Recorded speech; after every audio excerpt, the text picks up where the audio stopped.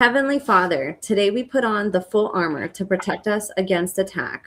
We put on the belt of truth to protect against lies and deception. We put on the breastplate of righteousness to protect our hearts from the temptations. We put the gospel of peace on our feet to walk in your light, peace, and freedom with the Holy Spirit. We rebuke anxious thoughts. We take up your shield of faith for protection to block and destroy all the darts and threats thrown at us by the enemy. We put on the helmet of salvation to cover our minds and thoughts, reminding us that we are children of a mighty King. We are forgiven, set free, saved by the blood of Jesus. We take up the sword of the Spirit, your living word, that has the power to demolish strongholds and is sharper than any double-edged sword. We come to you, Lord, in prayer daily. In Jesus' mighty name we pray. Amen. What's up, you guys? Welcome to The Imagination. I'm your host, Emma, and today I'm honored to have back on the show once again Satanic ritual abuse, mind control, Stargate Project, Freemason, Jesuit, and organized abuse survivor, overcomer, and whistleblower, loving mother, content creator, faithful servant to the Most High, former school teacher, gardener, floral design extraordinaire, singer and songwriter, poet, poetry and creative writer, and someone I'm so honored and grateful to call my friend, Kadaya. In case you've missed any of Kadaya's incredible episodes she has done here on this show, here is a brief synopsis of her testimony, as well as some things we will be talking about today. Kadaya was born into chains most people cannot even imagine. Multi-generational webs of satanic ritual abuse, MKUltra and monarch mind control, Freemasonic and Jesuit orchestrated ritual abuse, human trafficking, and deliberate soul-shattering trauma from infancy, perhaps even in utero. Programmed by her father, a 33rd degree Freemason neurologist who turned the study of the brain into an instrument of enslavement, she was molded to serve darkness while her front personality lived what appeared to be and felt like an ordinary, happy Christian childhood in Canada. Yet beneath the surface laid horrors beyond comprehension, and a silent scream wired into her nervous system so that pain could never find a voice. When memories began to surface in her 20s, she was met with disbelief, gaslighting, betrayal, and the full cult playbook: Darvo, ostracism, weaponization of her own children, financial strangulation, a fraudulent protective order, and exile across an international border with nothing but the clothes on her back. Her husband filed for divorce, citing delusional beliefs. Family, friends, pastors, and authorities turned away or actively participated in her silencing. She lost her home, her livelihood as a public school teacher, her safety, and most agonizingly, her daily access to her two beloved children, now used as collateral to punish her refusal to stay silent. But the enemy miscalculated. In the crucible of total loss, Kadaya met the only one more powerful than the programming or programmers: Yah, the Most High, the God of Israel, the Father who sees every hidden thing and whose word is sharper than any double-edged sword. Through raw, honest wrestling, she chose obedience over fear. She repented for generational sins she never chose, fasted and prayed, wrote the sins of her bloodline on a closet wall, and watched spiritual strongholds crack. She fights not with hatred, but with love that overcomes evil, warning the world of lawlessness already here while pointing to the only exit, the narrow gate of Yeshua. She is proof that redemption is real, that no child is ever truly stolen forever, that love triumphs over evil, and that one obedient daughter of the Most High can help crack open prison doors for countless others. Kadaya's saga is unfinished. She still grieves daily separation from her children. She still navigates threats, slander, and spiritual warfare. Yet she stands unbroken, unbowed, a radiant reminder that even in the darkest, deepest abyss, the human spirit, held by the hand of a mighty king, can rise, resist, and reclaim the light. On today's episode, Kadaya will be sharing groundbreaking information related to current national and global events, Nazi programming in the US and how these events relate to her personal experiences and the current and upcoming Delta activations, Sasha Riley, ICE, Donald Trump, the duality of politics and politicians, body memories and ab reactions, and so much more. You won't want to miss a minute of this episode. Kadaya is not merely surviving. She is becoming the dawn, and the dawn is coming for her children. The dawn is coming for every captive still waiting in the dark, The dawn is coming for the world, because where there is one daughter who refuses to stay silent, there is already light breaking through, and nothing in heaven or on earth can stop what God has begun.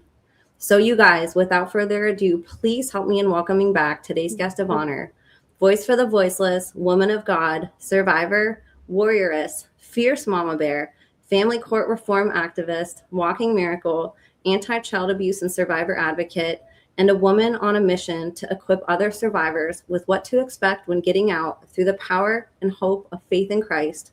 The one, the only, Kadaya. Kadaya, it is so great to have you on today. Thank you for being here with us. Thanks, Emma. Thanks for having me again. Wow, what a beautiful intro as usual. I'm humbled. You deserve There every word. has, oh, thank you. And yeah, all the survivors out there, you do such an amazing job of encouraging us and uplifting us. And so thank you so much. And especially for today, for those of you who are listening, I got really sick right before the interview. I usually deal with some kind of internal programming activation around the time I'm about to speak out publicly. Whenever I'm disclosing forbidden information, I sometimes will get a metallic hiss or ringing inside my head like tinnitus and flashing strobe lights, what feel like flashing strobe lights in my head and ocular seizures. And so I was throwing up right up until the interview time. And so Emma, of course, was so gracious, but I wanted to share that because this isn't something I'm complaining about. It's not something I want pity for. I'm actually grateful for it because it's validation. It's confirmation that we're going to be disclosing some really, really important stuff today. So um, make sure that you tune in all the way to the end. And it's important too for survivors who are considering speaking out to create the same space and compassion for themselves that you do, to maybe not plan anything right after an interview or to take some time beforehand to deal with those emotions and the abreactions and kind of the programming that does come up. And, like I said, you're just a hero for working through that and for still coming on today. I know that this is really difficult, but you give hope to other survivors and you help educate people like me who didn't grow up in the same ways that you did, and it's amazing to watch you work through that. That just shows the power of God itself working through you. Oh, thank you. Well, I'll give him all the glory. But it's kind of funny, like as I sit here right now, it's like I'm in a discotheque. And this is just a typical example of an internal punishment or sabotaging program that they use with electricity and actual lights, and we're going to get into all of that. The last interview was interesting. Really grateful for the reception and for so many people who jumped in to reach out to me. I've had some great conversations with people over the phone, connecting with more survivors through video chat, and those of you who joined the Telegram channel. It's exciting, the community we're already starting to build over there, so that is awesome. I was sharing with Emma that the police came the night that we recorded the last interview, and that was an intimidation tactic. The excuse that they used to knock on my door while I was sleeping at 3 a.m. was that they had received a call from a family member, a former family member now, I will say, that I was being held captive against my will. And of course, that is not the case at all. And so I had to just kind of laugh, and the very nice police officer went on his way. But the day that the interview aired, during the live airing of it, that same police officer came and parked outside my door. And again, that's just intended to send a message, but it's also a programming cue and trigger. Thankfully, I have defected to the point where there are a lot of triggers that have no effect on me anymore, but they do use a lot of things around the theme of the law and being arrested. And that's why you have lights even on police cars. You have the sirens and you have the lights that's used in the underground of these programming facilities, starting from childhood, in order to activate fear and submission and obedience to corrupt authorities, and also interfere with the ability to recall the proper information at the time that you might need it, scrambling programming, all these different things. Um, but that's just, more excitement for us, right? We know we're on the right side. We know that the enemy is fearful of us if he is wasting his time on something like that. And we're not going to get super deeper into this today, but I'd also just wanted to mention that there was contact for me also from some of these people in the network also.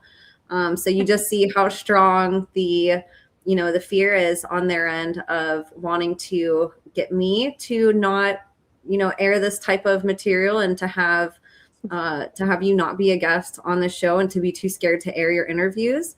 And then you see how they do it on your end. So they're actively trying to silence anybody who's helping you get your story out, which is funny because it's not working. It's doing the opposite. Like you said, it empowers us. We're like, okay, we're on the right track. If they're spending all this time like contacting us and doing all of this, like they have nothing better to do. Okay. Yeah. Yeah, you heard from two of my family members who tried to prevent the last interview from coming out.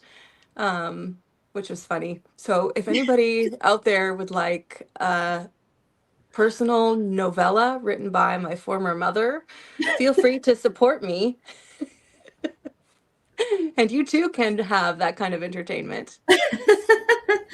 Yeah, it's just funny, and it's always the same. I don't get that super often anymore, but there are some families who get very angry, and it's always just the same Darvo techniques, the same exact things, not creative at all.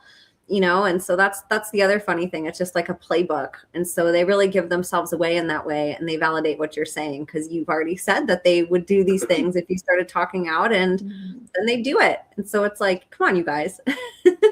Right. And they're really scared right now because I am now all the way out of the network. No more handlers, no more trigger activations, no more torture. They've completely lost control, no more handlers.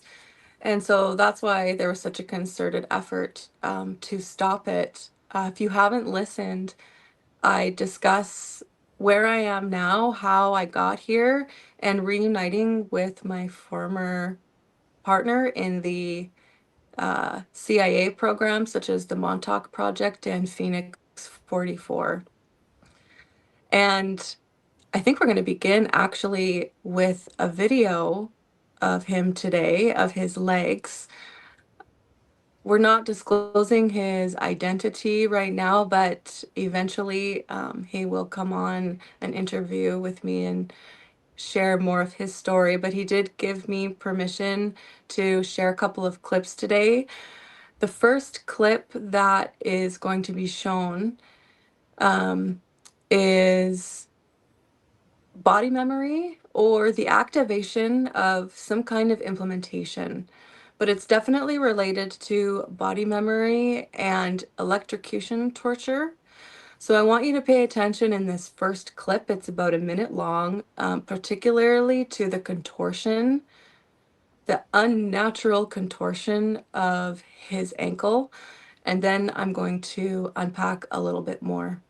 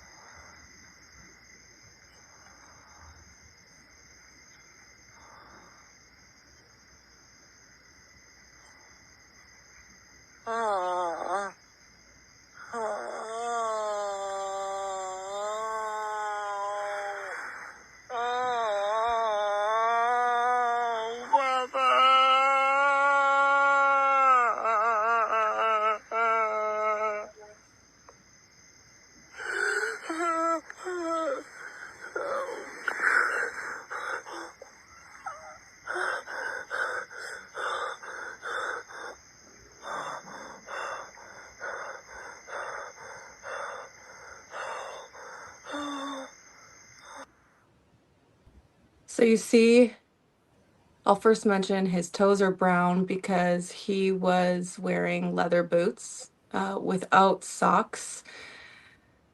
This was a clip that he had taken shortly after he was released from jail for a false accusation. He was attacked by his family.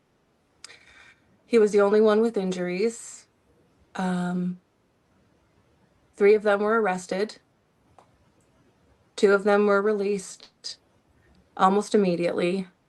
But because my friend was remembering horrific rape from these CIA programs and camps, he was left to be punished in jail for 10 days.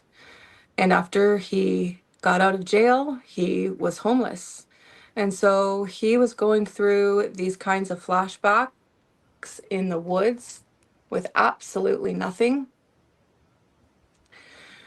for 6 months.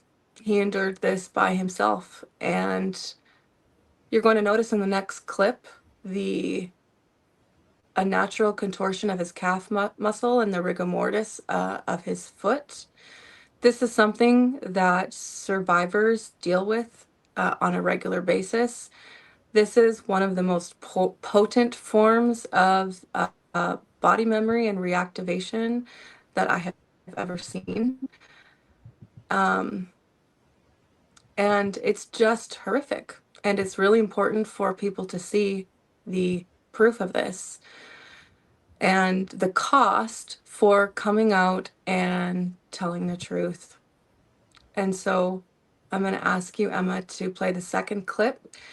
It's almost 5 minutes long, but I want people to see it. I want people to sit and watch this, to see what people like us have to go through for professing the name of Jesus Christ in these types of programs to people who profess to be Christians. Oh.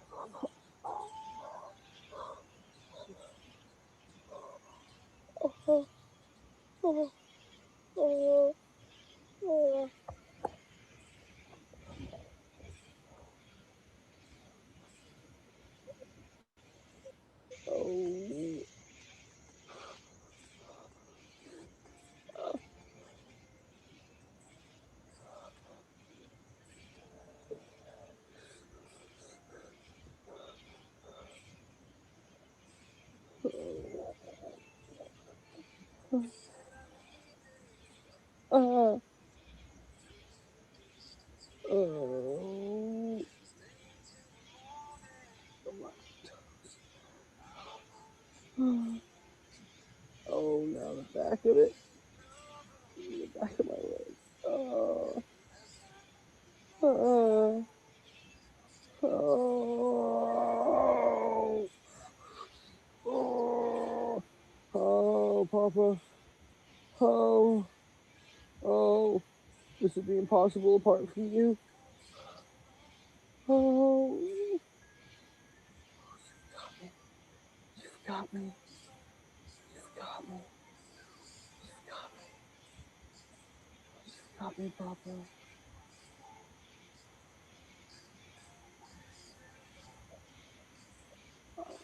Oh. Oh. Oh. Oh. Ah. Ah.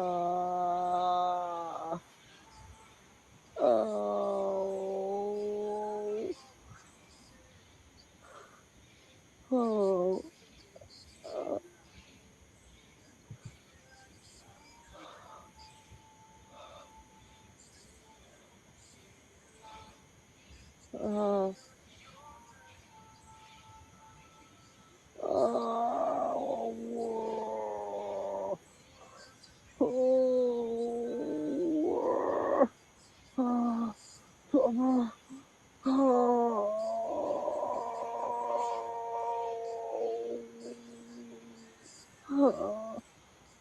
Oh. Oh. Oh. Oh. Oh. Okay. Okay.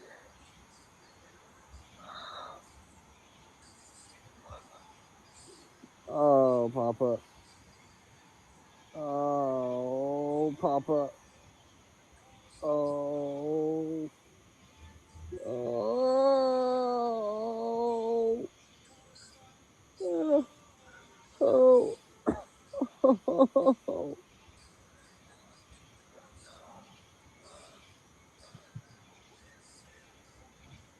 Oh.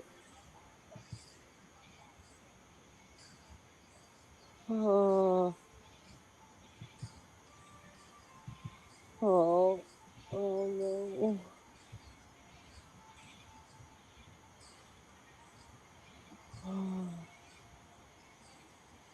Oh.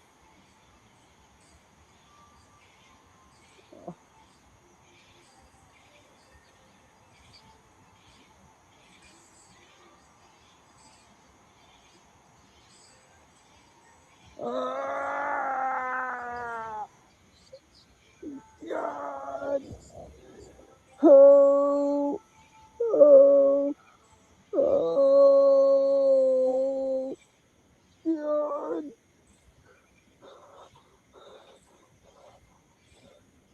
Oh, Papa.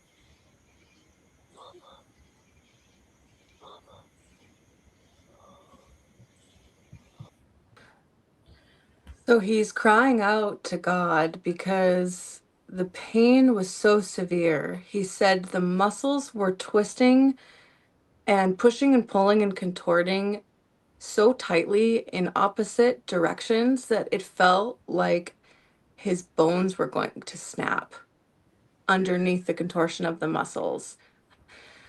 And this is because he was defying things like come home programming, callback programming, and it's real. It's real. And to be going through this kind of thing as survivors and being continually gaslit and told that your memories are false is simply just not going to stand. It's not going to stand. And I'm excited for the justice that is coming for those who are on the side of righteousness. Thank God he made it through that, and you and everybody. And thank him for giving permission to show that. It's very powerful that we help re-educate people on, or just really help educate people on this type of trauma. You know, people can't fathom the type of healing that you have to go through in order to function as a normal human being. And that it's not just thinking of something really hard in your head, your body literally goes through it as if it's happening right then, and you can hear just that agony and pain in his voice. You can see his muscles actually moving around and contorting, and his toes just it makes me so sad. It's so hard to not just want to bawl your eyes out, you know, watching something. Yeah, I did the first time. It's hard, and he was dealing with this on a nightly basis for a long time, even after he was able to find a place to live and a refuge. But that time in the woods, in the wilderness, you know, it's amazing. The evidence of the grace of God is so powerful in his life because he doesn't complain. He rejoices in every trial and tribulation, just as we're told to, because of the eternal weight of glory that these things produce and promise, if we are obedient to the point of suffering and to the point of death. And so I found it really inspiring. I witnessed this happen to him once since I moved into the inn. I explained the story with the inn where I'm at here in the last interview. Shortly after I arrived, I witnessed this happen. But after I laid on my hands and prayed, and Yah has given me the grace to pray in the spirit, to pray in tongues, it didn't happen again. And that's the power of his love. That's how he heals us layer by layer, one thing at a time, often through the body of Christ. If you look on my Instagram, you'll see a picture of a mystery scar on his back that he didn't even know was there. And so, and there's a second one. And so we're now starting to get more memories that are leading us to the source of these scars. But you can tell it was an intense procedure that was done. And I'm also going to share some more videos and clips like this of body memory. I'll probably share this one on the Telegram and some others. And of course, in previous interviews, I've shared some videos of my own body memory and how it was manifesting on my skin. And I'm looking forward to getting into some healing modalities that we have discovered to be effective, that it will be really helpful for other survivors listening. Um, I'm going to touch on one of them today, but we're going to get into them more extensively on the Telegram channel and hopefully future interviews. Do you mind if I But bring your Instagram photo up? please, thank you. I think But this is wash each other's feet as disciples, you guys. If you are disciples of Christ, he has commanded us to do this, to wash one another's feet. And so ask the Father, and then offer this to another disciple and watch the fruit that arises from this faithful act of obedience. Obedience is the real deliverance ministry. There is no legal renunciation or door you can close to the demonic realm that is more powerful than the next simple act of obedience of the last thing that God has asked you to do, whether through his word, through a messenger, through his Holy Spirit.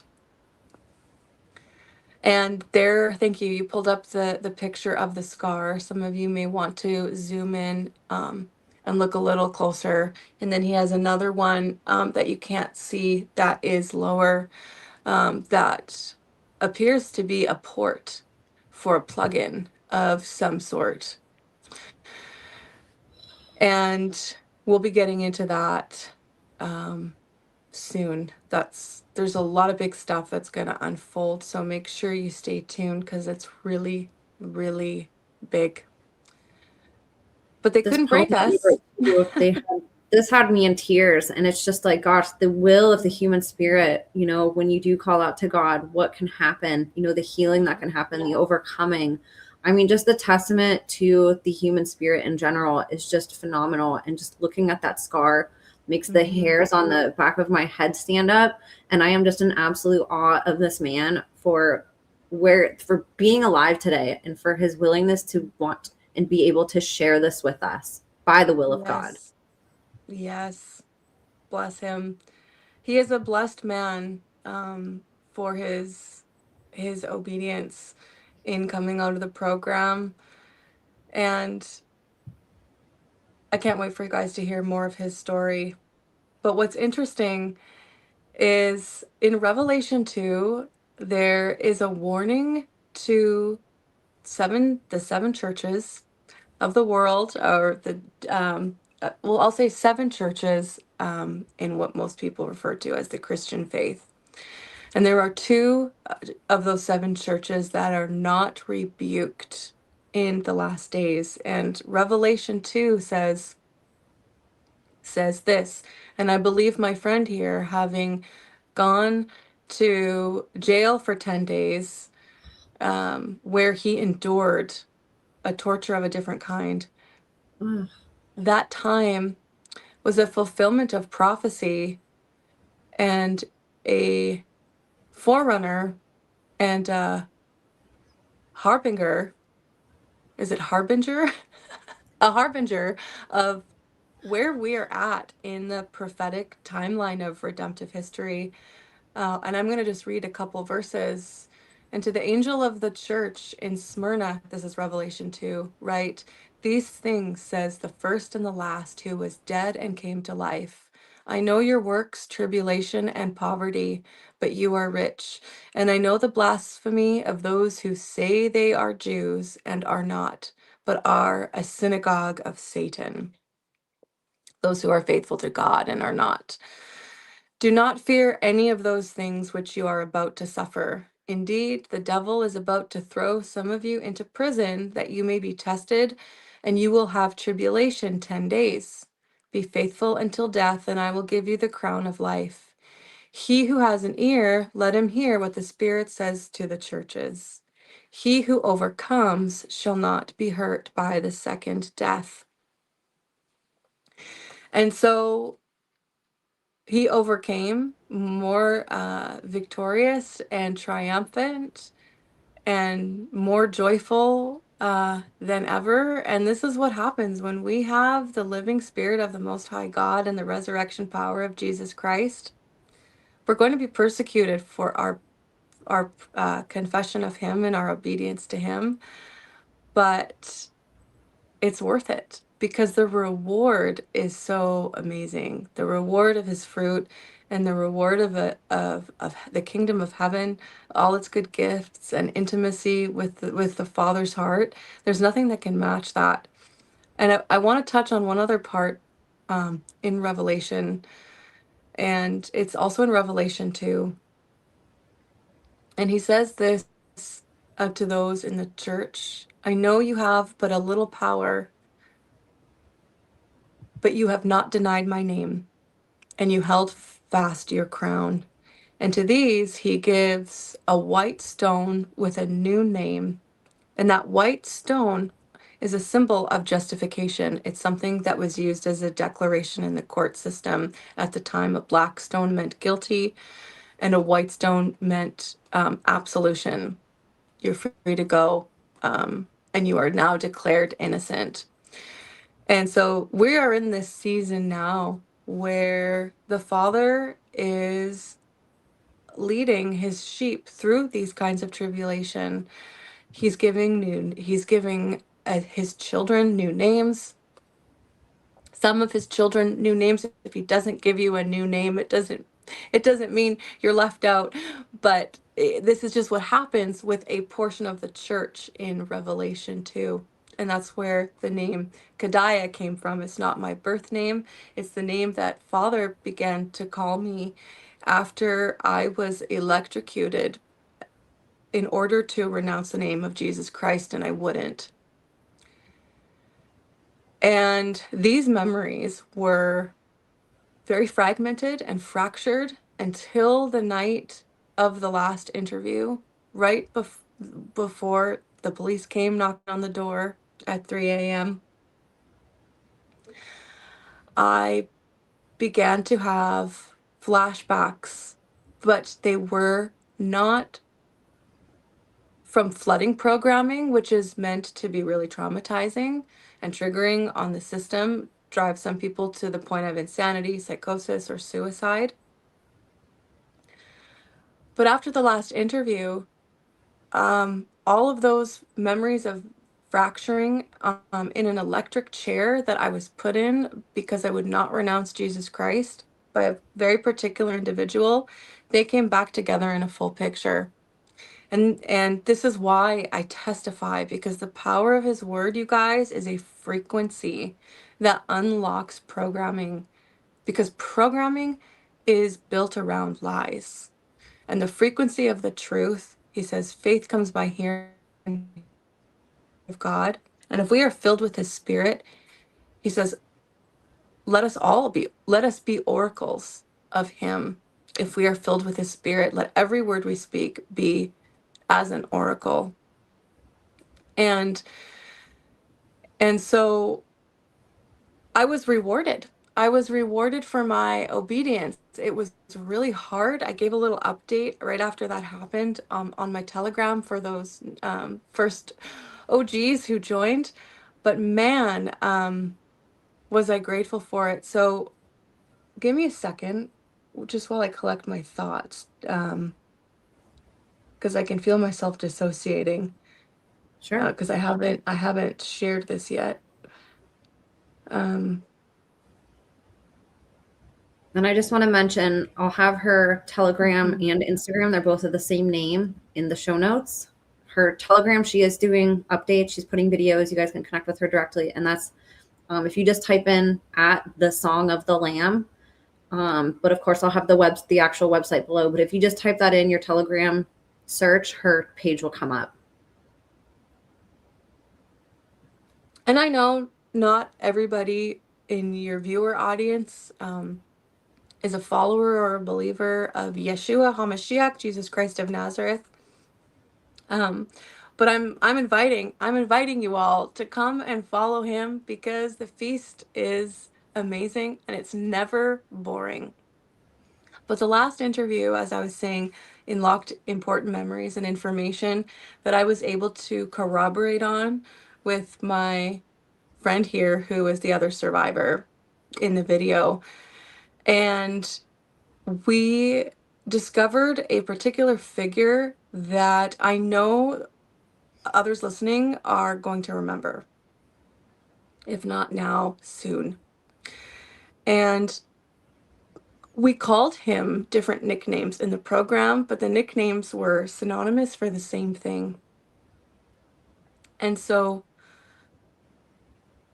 after the fractures and flickers of memory began to come into full picture, I understood that I spent a lot of time with this individual in a military base underground with an operational prison. And when I've remembered flashes of this in the past, I refer to it as Green Mile programming. Green Mile being the expression, walking the Green Mile. It's that death row sentence where you're walking to either a lethal injection table or an electrocution chair, an electroshock chair.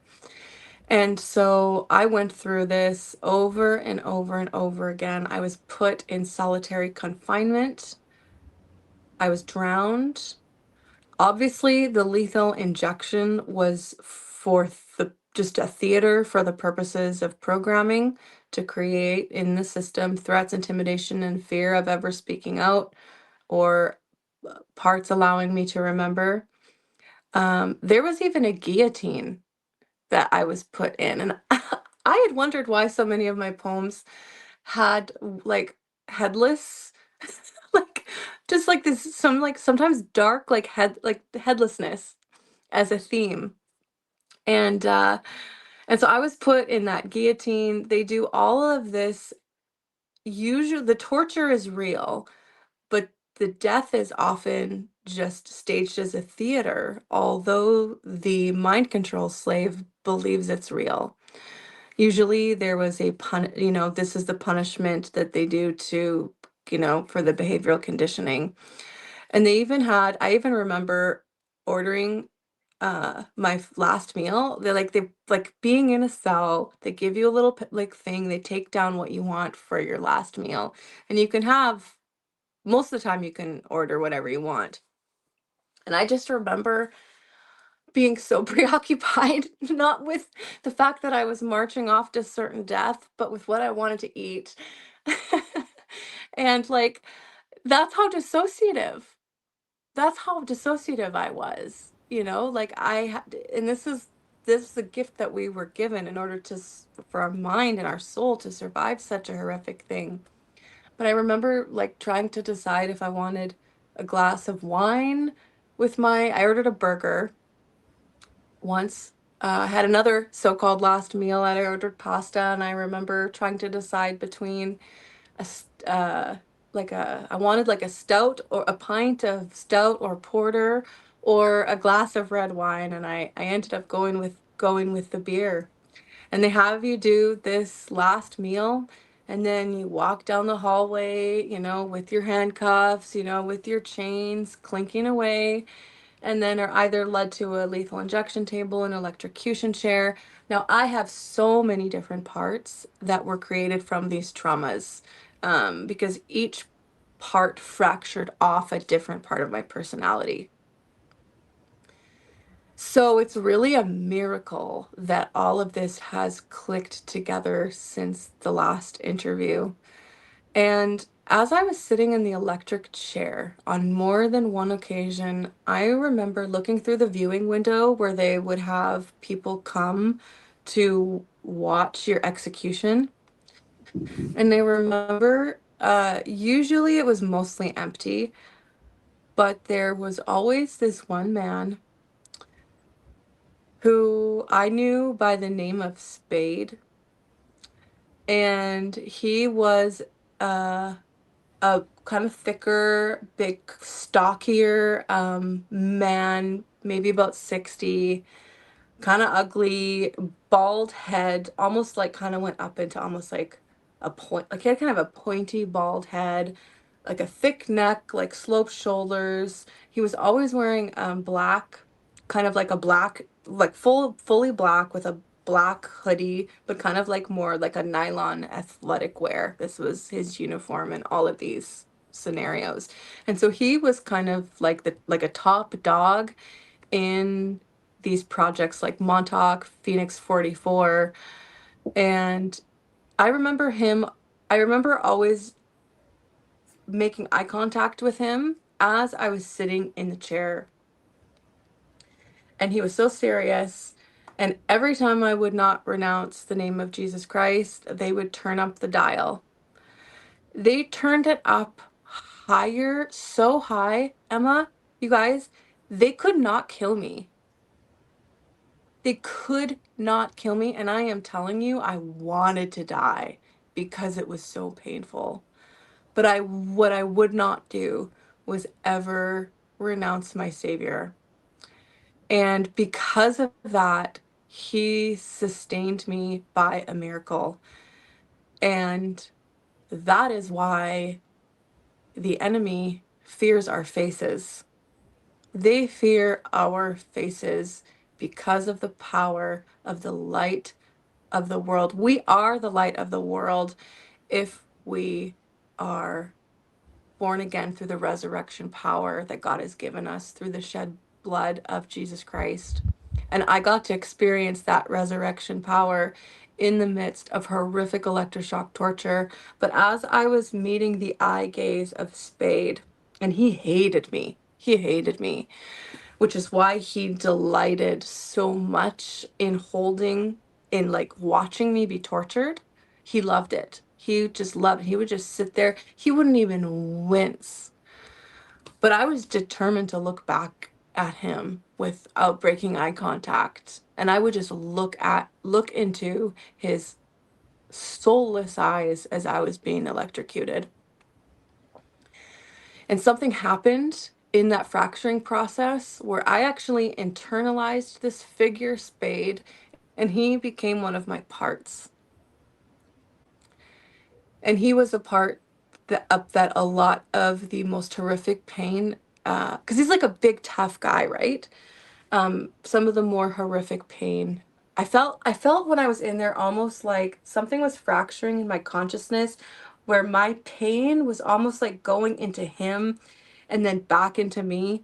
Because like weird, wacky, crazy stuff happens when you are being tortured to and you're on the brink of death.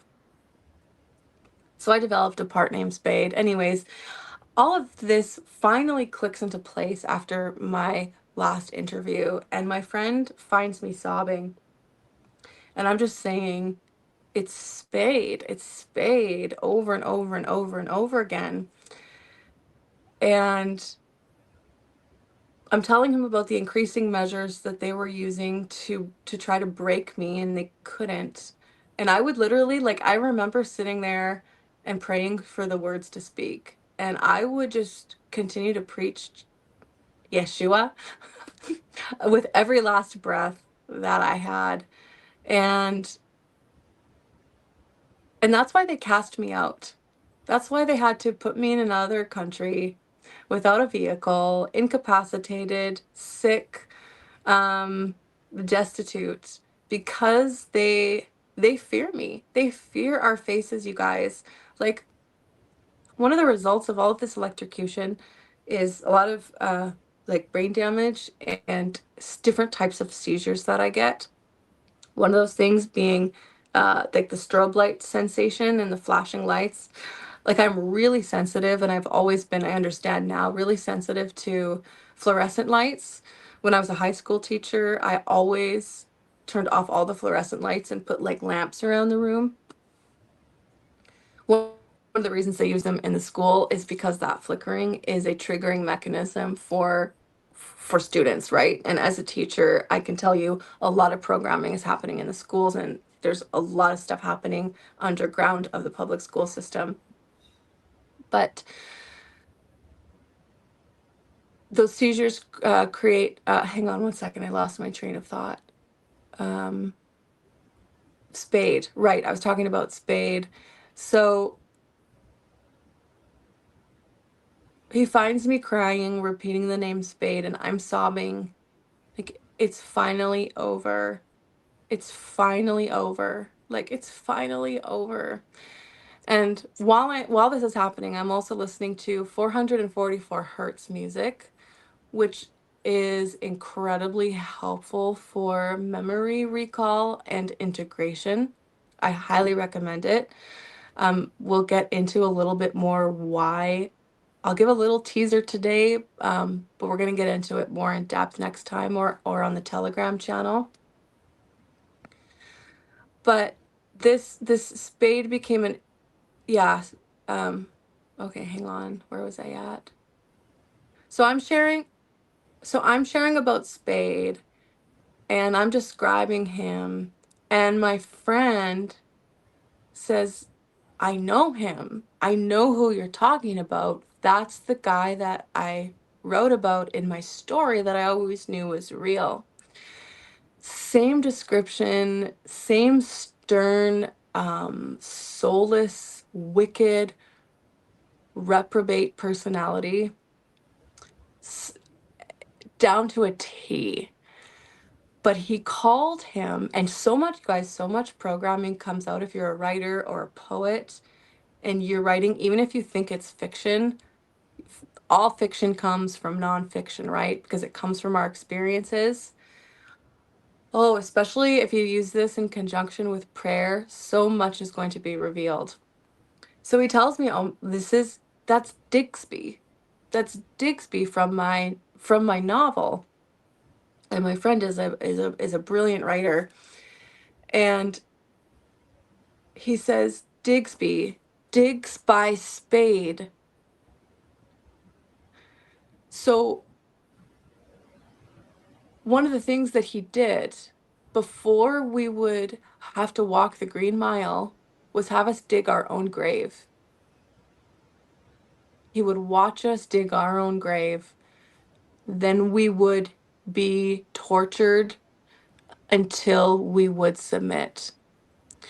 And sometimes the longer you're tortured, the more parts like fracture. The more you fracture, the more parts are split off. And so some people can end up with 1,000 different parts or identities from this. And it was just a really healing moment. It was just a healing moment to be able to cry and release that from my body, with someone else who had the same experience, was really a miracle. It was really a miracle. And And so that's why I say, like, that's why I say to tell your story, because you're going to, yeah, you're going to suffer for it. You're going to pay the cost, but the sabotage programming has to be bushwhacked through, and there's really no way around it. You kind of just have to go through it. But if it wasn't for the strength of God, I would not have endured it at all. But he Wow. was the most Spade was the most ruthless and hardened military general that I remember from the program, which is why he was one of the last people that I remembered. But I just remember his steely cold eyes and having just a real confusion at first, because he was a villain. He was a villain in real life, but the way that a part of me split off as Spade in my system was not in an evil way. So it kind of took a little bit of a couple of hours for the fullness of that understanding to come in, because the shock is so severe at first. Yeah. Chills. Oh my gosh. How old Yeah. were you whenever this particular couple memories were? You said that you went through this a lot, but how old, for Mhm. context, were you during these times that you just shared with us? This continued until this well, I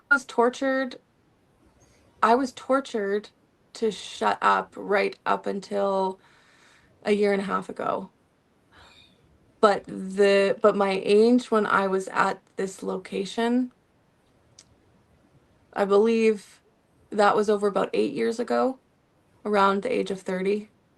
When I was baptized in the Holy Spirit was when the torturing that was happening in my secret life, in my secret lives, um, became manifest in my everyday life. I just didn't understand why I was so sick and tormented and triggered and like just a wreck and sick all the time. That was because they had increased the measures of torture with the leveling up that I was given by God's grace. And because of his grace and the power of the Holy Spirit, I was able to endure it. Did you physically So feel that power in you too in those moments, right whenever you were at the brink when they kept turning that up? Did you feel that? I I did. Yeah, I have parts of me that did. Yeah. Parts of me that did. And so when these parts were coming forward right after the last interview, like I think a lot of them were like, "Oh my gosh, we every time we testify, it's like, okay, like we didn't die, we didn't get thrown in the loony bin, we didn't get hauled off to jail, we didn't get tortured, like it's safe now." And so then more parts want to come up and be like, "This is what happened to me," and they're not and they're noticing that they're not being shamed, they're being embraced and believed.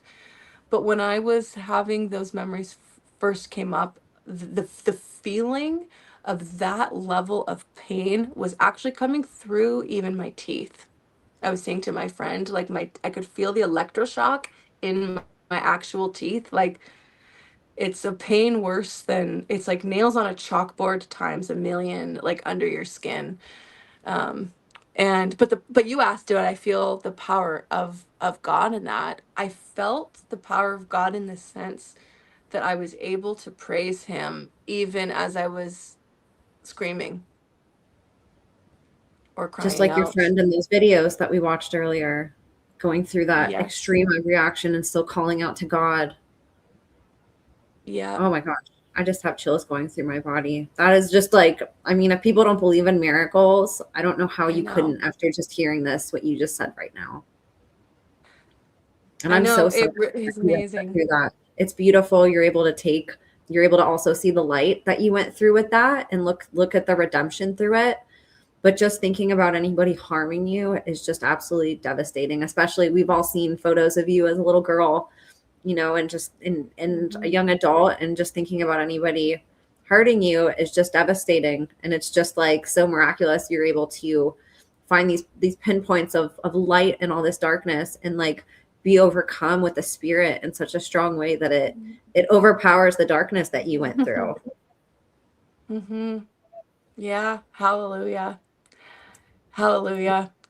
Thank you for And sharing this, that. That's emotional. yeah, of course. I hope it encourages someone. He's so amazing.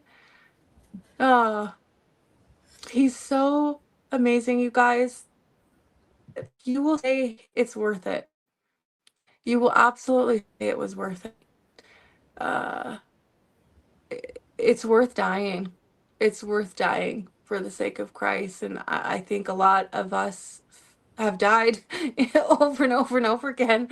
At least parts of us, in a lot of these situations, and then over and over again as we're getting out. But this man, he was a top dog in one of the projects that I was in, which is Phoenix 44, and my friend as well. And that program is actually being activated now, uh, in a lot of different ways. And I want to get into that in a little bit. But thankfully, our parts have switched sides so we can avoid the illusion of false justice and the controlled opposition of like the light side, that is actually just darkness in disguise. There's a current awakening that is happening, which is amazing, but this awakening is powerless without Yeshua, and and his justice is so much bigger. So soon I want to share a little bit about what that means for North America going forward. Understanding mind control and mind control slaves really helps put a lot of current events within context. It can give us understanding about what's happening and well, what's going to happen according to the program. So in order to get with the program, though, we first got to get out of it, and that means knowing what it is. But if you would pull up for me, Emma, and bless you for your tears, sister. It is a rare soul that would sit with a survivor and hold their hand and listen and believe and weep tears of compassion that a lot of survivors cannot even weep for themselves because they were made to feel so worthless in the mind control programs. But oh, the joy is surpassing, and I'm not sorry. I'm not sorry for any of it. Every single piece is being used for good. And the masterpiece that Yah is putting together is so staggering and spectacular and beautiful that if you are not bowing before his beauty, by the end of it, then there's no hope for you. And I think that's But if what, you'll you know, the tears, they're equally like just thinking about the horror and then being so taken aback by like miracles that happen all the time, every day, that like we're so oblivious to, you know, through you and others who have gone through this. You know, you've seen the darkest of the dark, and you just shine the brightest of the bright, you know, and to see both of those polarities like in action through your testimony is, I mean, it's just mind blowing. It like leaves me speechless, but I hope other people feel that way too. You know, there's so much light and so much beauty and so much that we can learn through this darkness, you know, and you're living proof of that. So you're mentioning for me to Thank bring you. photos up. Which ones did you want me to start with? Yeah. If you would put up the photos of the artwork, there is one with a really swirly green sky that Okay. some of you will recognize Let me as bring this up. a take on a very famous painting by an artist named Edvard Munch, The Scream. It's where the horror movies Scream. The Scream mask from the horror movie was inspired by this painting by Edvard Munch, so you'll recognize it. And I'm going to tell you why I painted this. And it's funny you were saying about just being a light in the darkness, and I have to laugh, and because some of it I think definitely is the Lord, but some of it is like I'm like, is it maybe it's radioactivity, because the experiments that they did to us they did to us was they were so wild, they were so like what you think is science fiction. It's not science fiction. But like, seizures aside, I have still so much electrical dysfunction left over from this electrocution torture that I will shatter glass in my hand as I drink out of my cup. Like, that's a normal thing that just happens. And I meant to include a picture of one of them. But yeah, so it's interesting because they also are interested in these sort of super soldier like programs in creating kind of like these Marvel like superhero skills, and you got to go through a lot of torture, a lot of demonic rituals in order to be yoked with that stuff. But anyways, he's healing me one layer at a time. But this photo, the Scream photo, you'll notice that I made it happy. I should have included the original painting. It's very dark and brooding. It's all like red and kind of bloody looking colors. It's really dark. And the figure on the pier is screaming. But I did this I did this 20 years ago when I was 19. And I put headphones on the figure who was screaming, and I made him with a smile. I put a smile on his face. And this was actually an instruction, I believe, that came from a knowledge from a part inside my system, and or the spirit of the living God. But when I listen to 444 hertz music, it has such a soothing effect on my symptoms. Just like just like the key of David, which is believed to be 444 hertz, was when David played, he calmed the tormented King Saul down when he couldn't sleep. So they would call in David to play his harp. Saul was being tormented to the point of wanting to murder David because of his disobedience to God. God had blessed him. He was walking in righteousness, and then he started to fall. And then he fell away, and the consequence was that the Holy Spirit departed from him, and that he was given over to torment.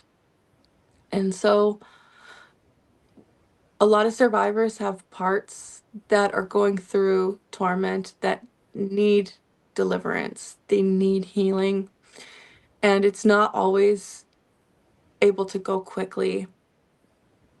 But the music has been so key.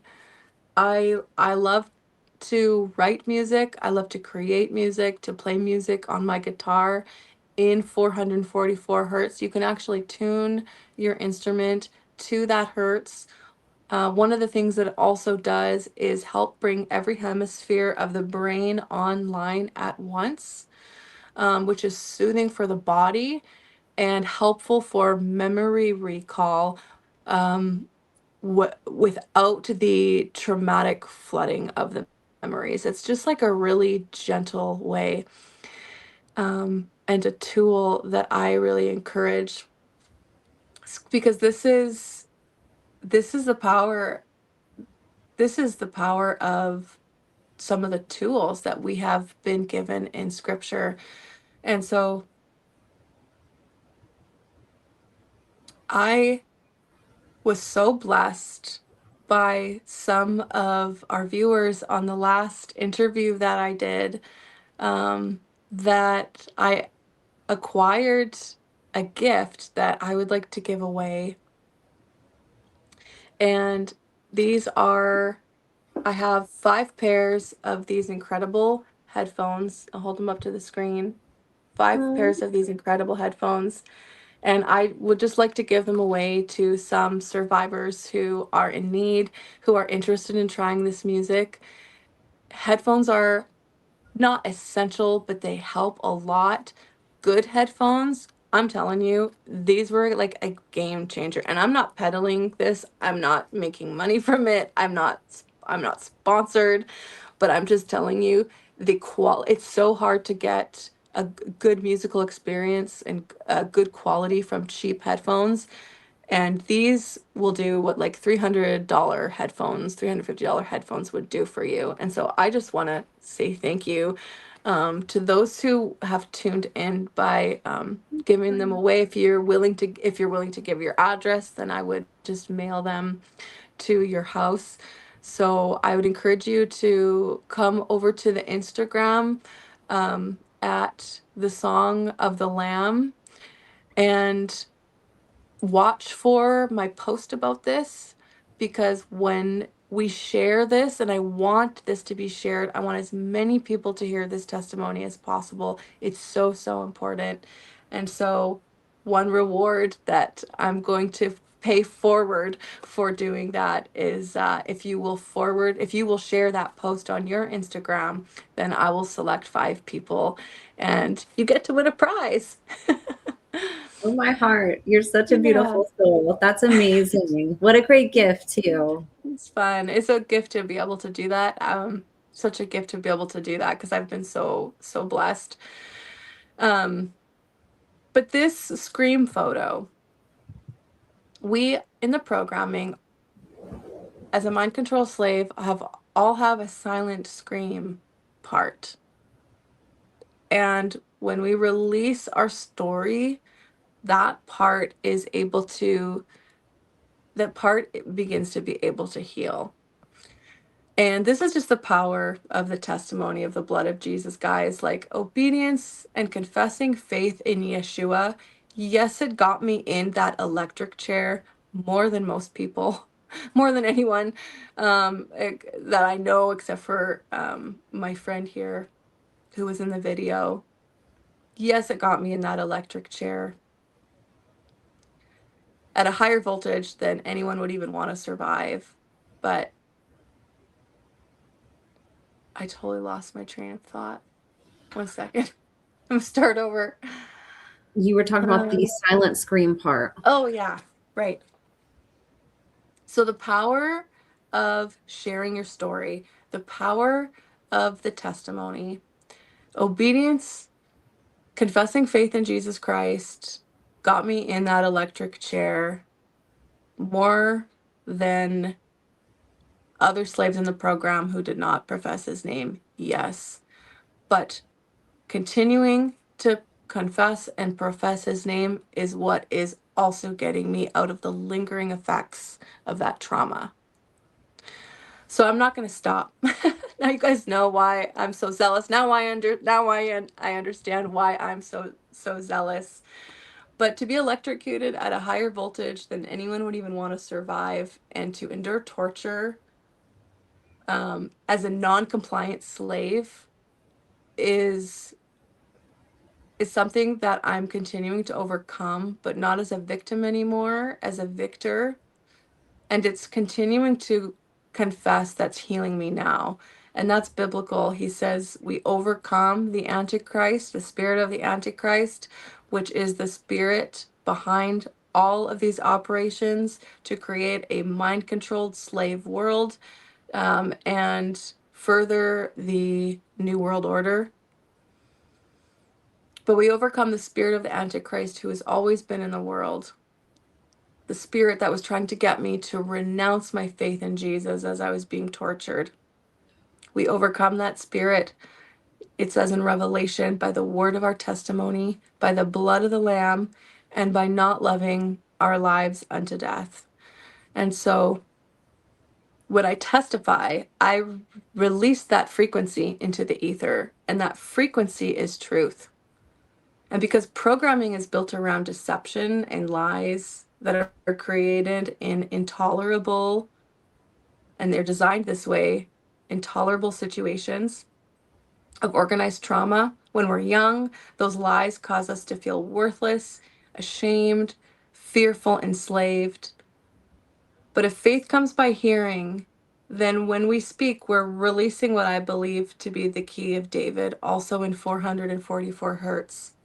And those walls constructed by the internal system of the program, they begin to crumble. The glass mazes begin to shatter. Memories meant for healing are restored as opposed to traumatic flooding. And this is the power of the truth. So read the word of God out loud to yourself and your parts as often as you can. I preach out loud sometimes when I'm on walks to my younger parts when no one is around, although if they were around, it would probably be good for them. But I preach the gospel to them. It's good practice, right? Because it should be simple enough that even a child can understand it. And if a child can't understand it, then you're not getting it right. And all the things they did to try to get me to stop following my Savior or lose faith or to give up on him. Rape. I was raped by a man who was dressed up as Jesus in my church. I endured very perverse crucifixion rituals. But the dressing up as Jesus from a young age to deceive me, trick me, rape me, false baptisms, none of this worked. None of this worked. Because of his grace, I wouldn't renounce his name. So expect this as you are deprogramming. Expect there to be activations and triggers and punishment programming set off, and suffer through those symptoms with joy, because like this is the door out. This is the door to freedom, is just to keep going. And if you want to share some of the other art pieces, you can go and do so now, Emma. Thank you. Amen. What an incredible testimony you have, and just testament to overcoming. And that's very important for people to know, all the ways that biblical text, that Jesus, God, religion in general, spirituality, how it all gets inverted and used as abuse. And it's horrific. And how amazing, given the fact that you had no examples around you that were defying it the way that you were. You grew up with people who bought into that and who accepted the darkness, and you still somehow found that light inside of you and defied it your entire life, which, again, going back to miracles, you just see it over and over and over again. Yeah.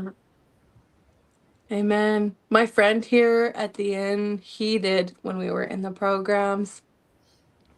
He was the other one who would not renounce him for anything. In fact, he would say, bring it on. They hated him because he would just ask for more. I didn't ask for more, but I wouldn't renounce his name. That's for sure. So hopefully that's inspiring to someone. Bless him. So this and picture, yeah, this picture up on the screen is a sketch I did of myself. You can see the one-eyed Illuminati symbolism. My guitar pick is around my neck. And I drew that portrait of myself when I was 18 years old. And that's an example of a cult loyal identity in my personality system. Incredible sketch too, by the way. And I do love the fact that you had your guitar here. We were just talking about playing music on a guitar. That's so cool. It's like, that's really, thank you for mentioning that. It's like, y'all put it on my neck as like a key, like, hey, like, you're gonna need this in the future when you 100%. remember, Exactly. why you're drawing yourself with only one eye. You're gonna need this. This is a portrait of a zombie identity that is common in Jesuit programming centers, where they create the dualistic or flip side split personality nature of a person. There is usually a buffer type personality that is put in between those two sides, and meant to kind of keep them apart. And it is called zombie because of the types of drugs that they use. And you what they do in conjunction with drugs and rituals using sodomy, drowning. You can see my neck from all the strangulation. That you can hear my voice, the effect of my voice from all of that. But it breaks a person down to the level where you just develop a split, and they tell you you're a zombie and you feel like a zombie.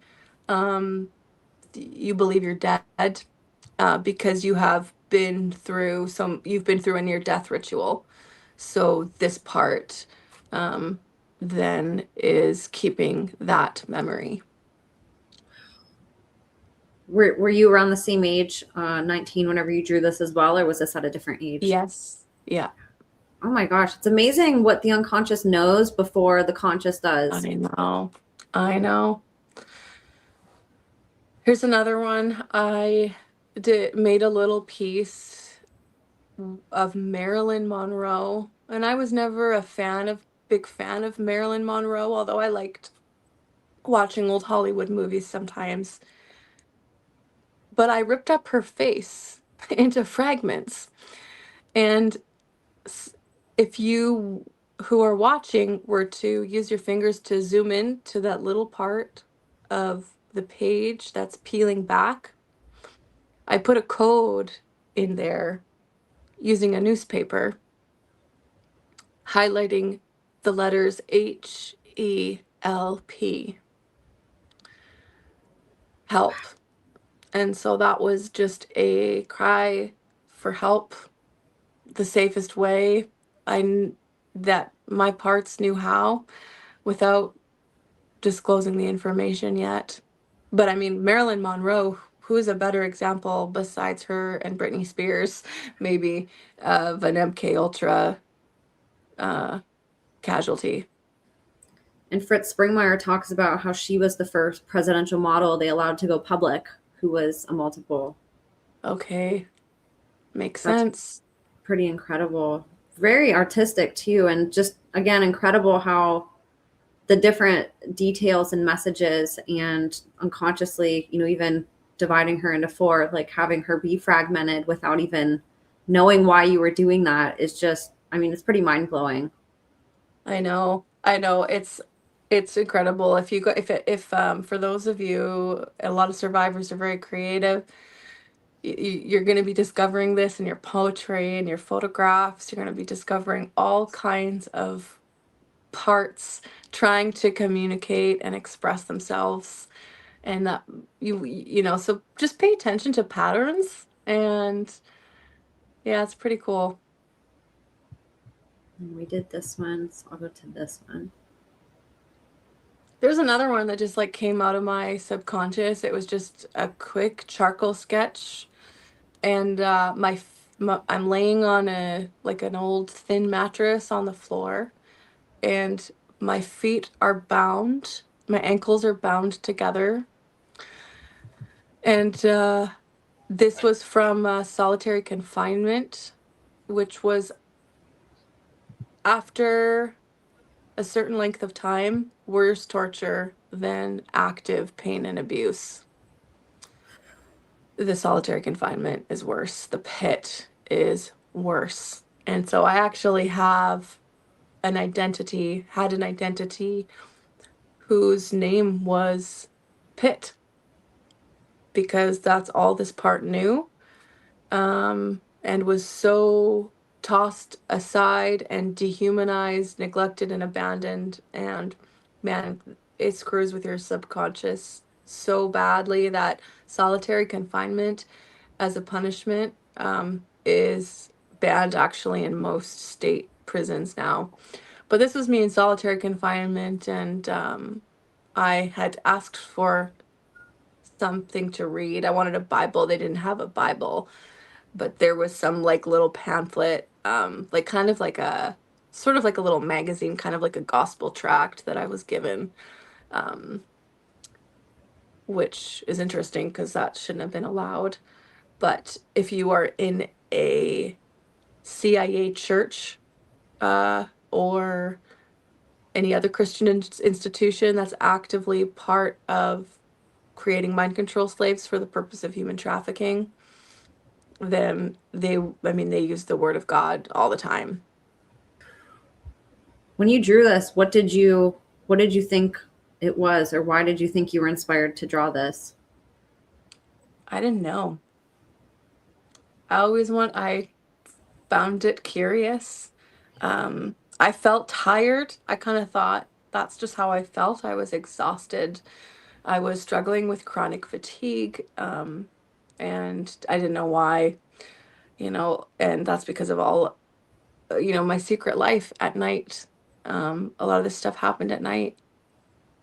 And so I have personalities in my system who have never seen the light of day because they were created in darkness, and they are only cued and allowed to come forward by managers within my system at night. And that's very common as well. Oh my gosh. Just, thinking about them doing this to you again, and the fact that you still never renounced, never compromised, and just looking at this photo looks painful and desolate and isolating, and there's nothing around, there's no color, and just incredible, Kadaya, what you have come out through and from, and the fact that you, like I said, you never bent, you never broke, you never lost that light despite the black and gray that surrounded you all the time.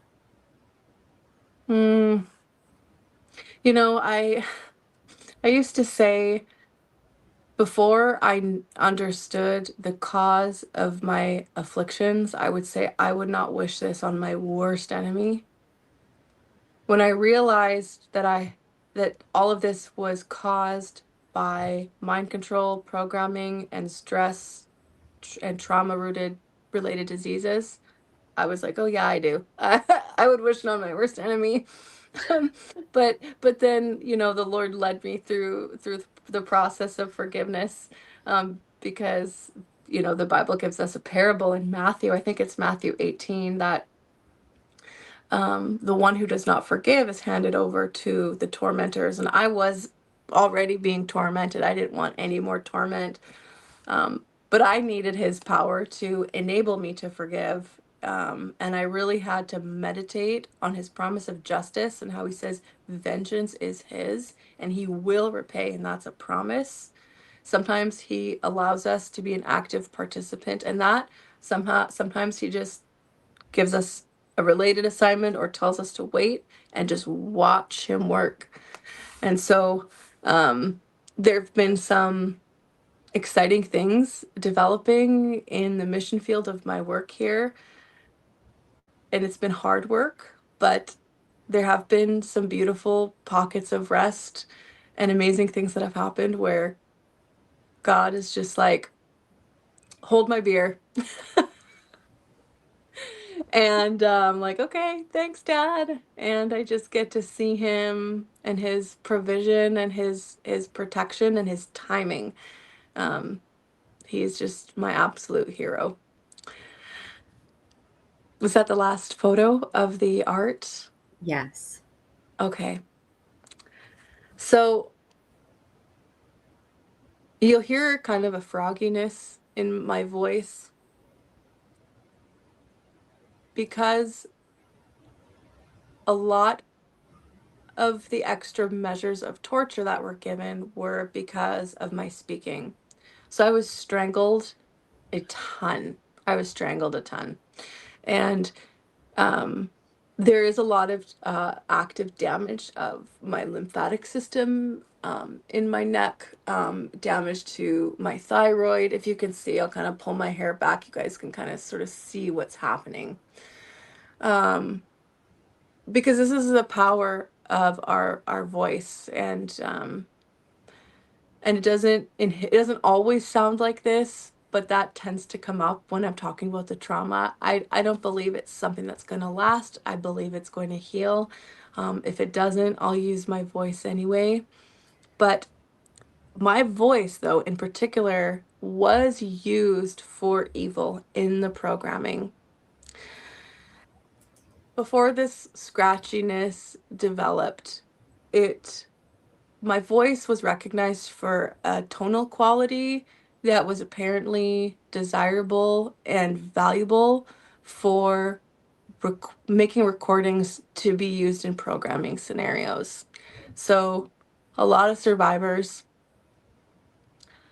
will have parts that will recognize my voice when they speak, because these were disseminated in programs, government programs, across many public high schools, and were used. My voice was used also for personal recordings for Obama and his family members as well. And I'm going to give you an example of why and kind of how it works. So we have a big fandom when it comes to recreational sports in the United States of America and in Canada as well. The fandom is an example of mind control because it is so extreme. And the creation, actually, of organized sports on this level was done by the Masons. You can research, researching the history of baseball is the first one I would recommend if you want to look into who invented baseball and why. I'm not saying it's evil to play these sports. I'm just letting you know that they were designed for the sake of mind control and for the sake of the broadcast, but also to get kids to join little leagues for the purposes of trafficking. So your after school sports programs, your weekend soccer coaches, I'm not going to say all, but a lot of these things exist for the purpose of human trafficking.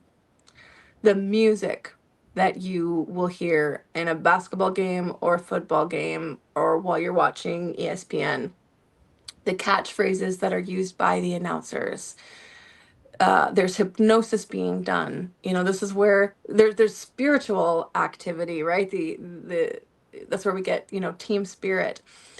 And take the Super Bowl, for example. The Super Bowl is the highest rate of children going missing than any other day of the year. It is the highest number of recorded human trafficking cases happening on the Super Bowl. Missing children. Super Bowl is a play on words. It's actually superb owl, because a lot of these children are being sacrificed to Moloch, who's represented in these cults by the owl. And so they have to do their thing. They have to do their revelation of the method. They have to kind of like disclose it, right, to the public, in order to avoid what they believe is karmic retribution. It's the wrong retribution to fear, that's for sure, because retribution is coming, but it's not coming from karma, it's coming from God. And there's no way to cleanse us of those sins without faith in the sacrifice and resurrection of his son. But the broadcasters' voices will be used in programmed settings so that when it's heard on Football Sunday or on the radio in the car, it activates unconscious memory that reinforces messaging, fear, cult loyalty, go home programming for the holidays, and other kinds of deceptions. And so my voice was used because at age 13, it was recognized as having like a melodic quality and was very soothing. And I've always liked singing. I always wanted to sing. And my soccer coach, who had participated with my former father in trafficking me and other girls on our soccer team, appropriately named the Sharks. He was also a counselor at my high school. My father and him shared an office. My school is a programming center, huge underground, under the school as well as in the neighborhood for gate programming, Montauk Project, Phoenix 44, like all kinds of stuff. So he asked if I would like to take singing lessons from him because he was also a musician. And I did, of course. I always wanted to learn to sing. But my father and programmer said no, nobody in our family can sing. And I was just really crestfallen, and just kind of let it go. But I was actually taking lessons. I was actually taking lessons on how to use my voice. But that was happening to a different identity, a cult trained identity, I'll say, cult trained identity. I was shown how to use my voice while speaking and a little bit with singing as well. So oration was a huge part of why I was an asset in this program. And recordings of my voice were used, I said, for customized and private programming. I believe I said that already. The most intense punishment programming that comes in is whenever I talk about presidential figures or the White House.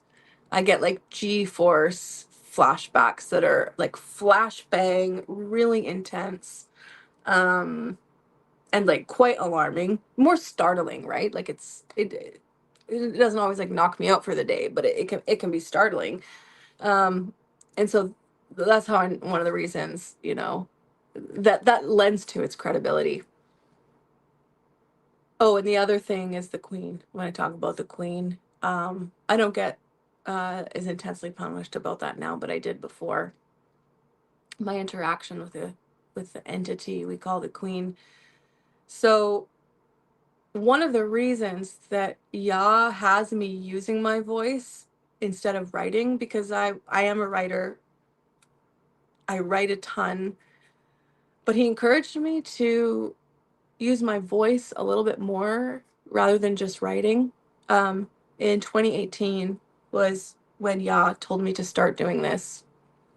Unbeknownst to me yet, it was because he needed my voice he was redeeming it. He was redeeming my voice, which was being used for evil in these programs for good. So I started to share his word, just share the good news with anyone, however and whoever I could. And as I began to do that, the sound of my voice began to deteriorate a lot in its quality, and I didn't understand why at the time, because hang on, I just got a flashbang of light, so just give me a second. Is that Take your time. it's disorienting. So I'll find my train of thought. What was I saying? We were talking about Oh yeah. So when I lost it again. It's like trying to climb back on a merry-go-round that's spinning. You're like trying to find how to hop back on. That's how it feels sometimes. We're But talking about oh yeah, 2018, using your voice. the quality of my voice, thank you, began to deteriorate, and some of it was due to spiritual warfare.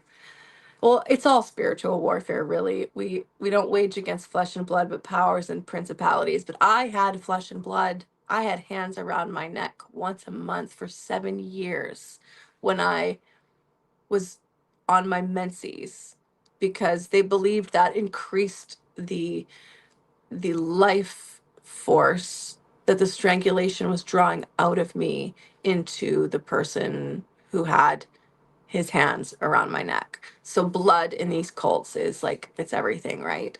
So once, from the time I was baptized in the Holy Spirit in 2018 until a year and a half ago, I was strangled every month on the first or second day of my period, and it contributed to the most horrific PMDD, premenstrual dysphoric disorder, which is like PMS from hell. And I couldn't experience, I was like at it almost like a near psychosis eventually every month. And I could not understand why. Like the level of distress that I was experiencing without, like it extended beyond just like a hormonal imbalance. Like I was in so much terror, and my temper was like thin, um and I couldn't sleep, and I would just like writhe in agony. And after the first or second day of my period, yes, there was a after the first or second day of my period, there was a hormonal shift that helped, but that alleviation really came once the strangulation ritual was over, because I have a fractured heart from that experience. And I was told, this was actually my ex-husband that was doing this in the night. And so I didn't have a full good night of sleep until I was away from him. And it was like, I had not had a proper night's sleep in 7 years until I was in a bed alone away from him. So he would do that once a month in the night, and I would wake up with his hands around my neck, and he would put his fingers on just above my collarbone, in that sort of soft fleshy part right here, where you can feel your pulse. And he would feel when my pulse would slow down, and then he would let up, because he didn't want to kill me. He just wanted to bring me to the brink of death. So, and then he to break my spirit down to the point where I was told, and in this part of me, and this part believed that my abuser, my handler, was my source of life. He was, my life breath. And so it created a real screwed up Stockholm kind of syndrome thing going on. So he would wait, then he would let up when my pulse got too low, and then he would start to choke me again. And it would last for a couple hours each time. What? And just happening once, if this happens once, it causes brain damage. And so, like, by God's grace, I'm still here. I definitely suffer brain damage, but it's nothing it's not irreversible. It's not irreversible. It's just going to take some time. And and um what else about the strangulation? Yeah, they wanted it when I was bleeding. He wanted to do it when I was bleeding. Like he would actually take the blood out of me, like with his fingers and stuff, like while, like, it was just a horror. It was just a horror show. So Oh, I'm so sorry. thank you. Yeah, Thank you. More glory, though. The more glory, you know, when I still go through these trials and these sufferings, like I'm just like, okay, Abba, you know, and you say that our reward is going to be so much more surpassing, and I believe that. And so if it wasn't for that perspective, I would not have survived because I wanted to die so many times. So what else do we have here? Oh, so he has me speaking more, right? And that's redemption. That's resurrection, because not only am I setting my own self free, I'm loosening my own chains, um, or the illusion of chains, because the finished work of Jesus Christ is total. But we still have to walk through the process of sanctification. And that refinement, and it happens through just walking hand in hand with our good shepherd by just following him. There's not there's not a fast pass through it. Deliverance ministry can bear some fruit, yes, but ultimately, it's just a one-on-one intimacy with his God, and the renewal of it's one-on-one intimacy with God and the renewal of our mind through his word, and the seeking of his face through prayer and waiting on him, and by reading it and doing what it says.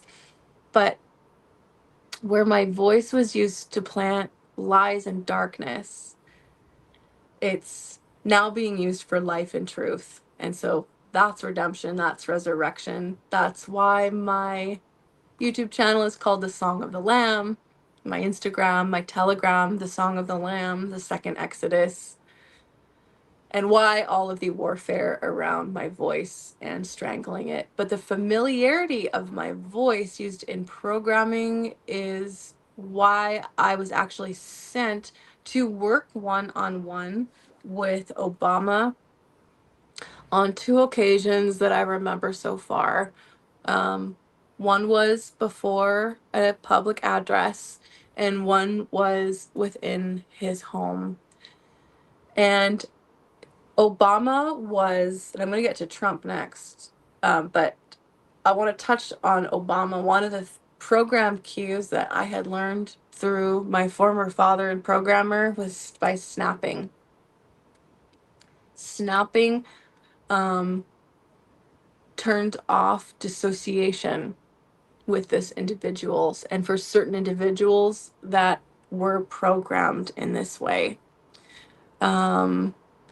And Obama was so dissociative, he was not even home unless you knew programming cues, triggers, and words to use. For me, because my voice was used for programming before this particular address, just the familiarity of having it around and interacting was enough to like keep him functioning.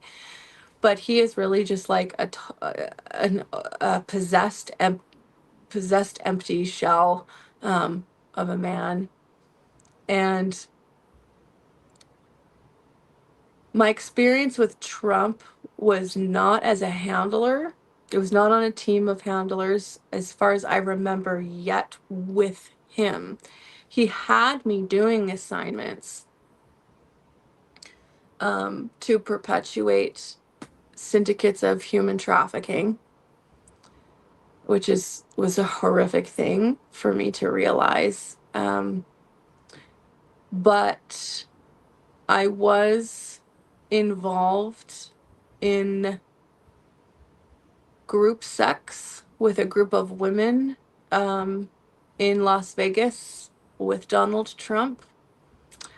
I'm so grateful I don't remember anything after the door to the room, the door to the bedroom closed. If I'm meant to remember, if it's going to be helpful for myself or others, I will. Other than that, I'm grateful for the dissociation. But Trump had this was his thing. He'd like to have a pile of women, of young women. In this was when I was in my 20s. And I'm going to talk about what has been disclosed regarding Sasha's testimony of his abuse, but I will confirm that he is a very sadistic man. The mind control that has been done to create any loyalty to Trump at all is very, very powerful. It is so powerful. The cognitive dissonance that many of us see surrounding it, like if we haven't had that programming, doesn't make any sense because of how he is terrorizing the nation. But this is all part of the program, and anyone who has supported him and is supporting him now is just a part of the same program. Do you have any questions? Do you want me to pause, or should I continue with the brain state programming involved and Sasha? If you're able to, Mm-hmm. no pressure if you don't want to, but when you said that you were involved with like human trafficking operations, are you able to talk about that a little bit, or what you mean by that? Was this for the government? This was for the government, yes. This was for Phoenix 44. There's a project called Phoenix 44, and they do a lot of recruitment in shopping malls, tons of recruitment in shopping malls, and there are actually programming facilities in the basement and the hidden corridors of a lot of shopping malls as well. Because it's such a notorious place to pick up young teenagers, right? Middle schoolers. It's where a lot of handlers pick up victims.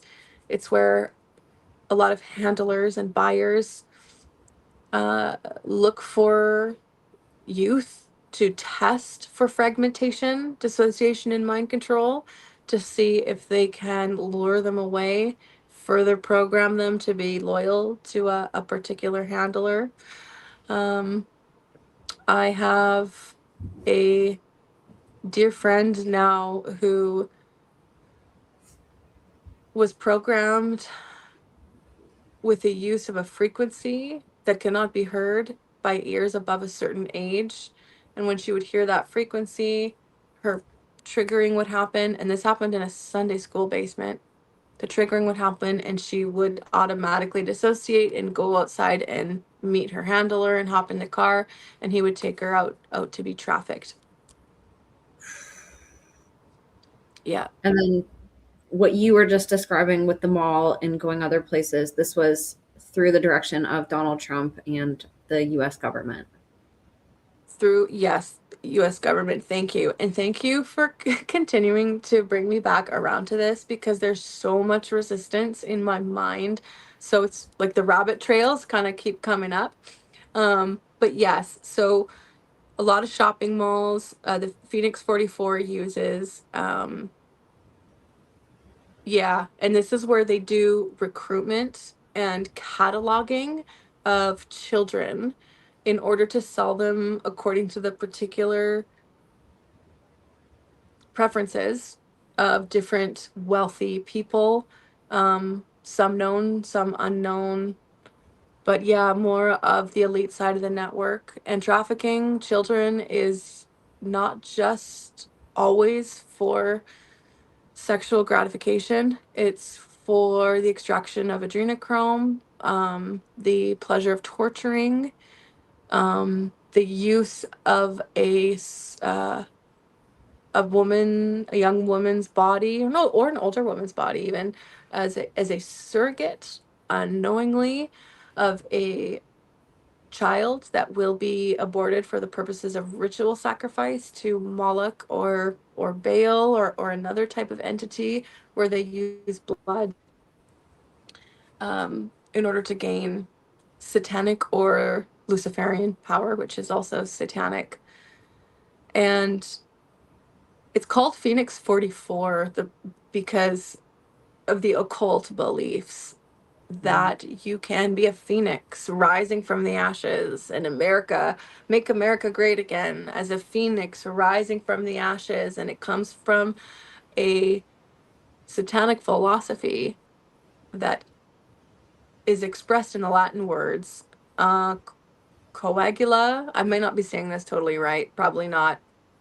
And coagula something else. And it basically, and you see this on either side of the Baphomet statue with this, which is the horned goat-like figure with both male and female parts. And it's a process of alchemy to dissolve something by destroying it so that it can then be rebuilt and made into something new. And that's what's done in these mind control settings. You shatter a person's soul, you fracture a child to the point where they're so broken, like, and ruined, and then you rebuild them and you remake them according to the trauma and the behavioral conditioning that's happened as a result of that. So it's very organized. Let's see, what else about Trump? See if anybody wants to offer up any more information in my bus of parts.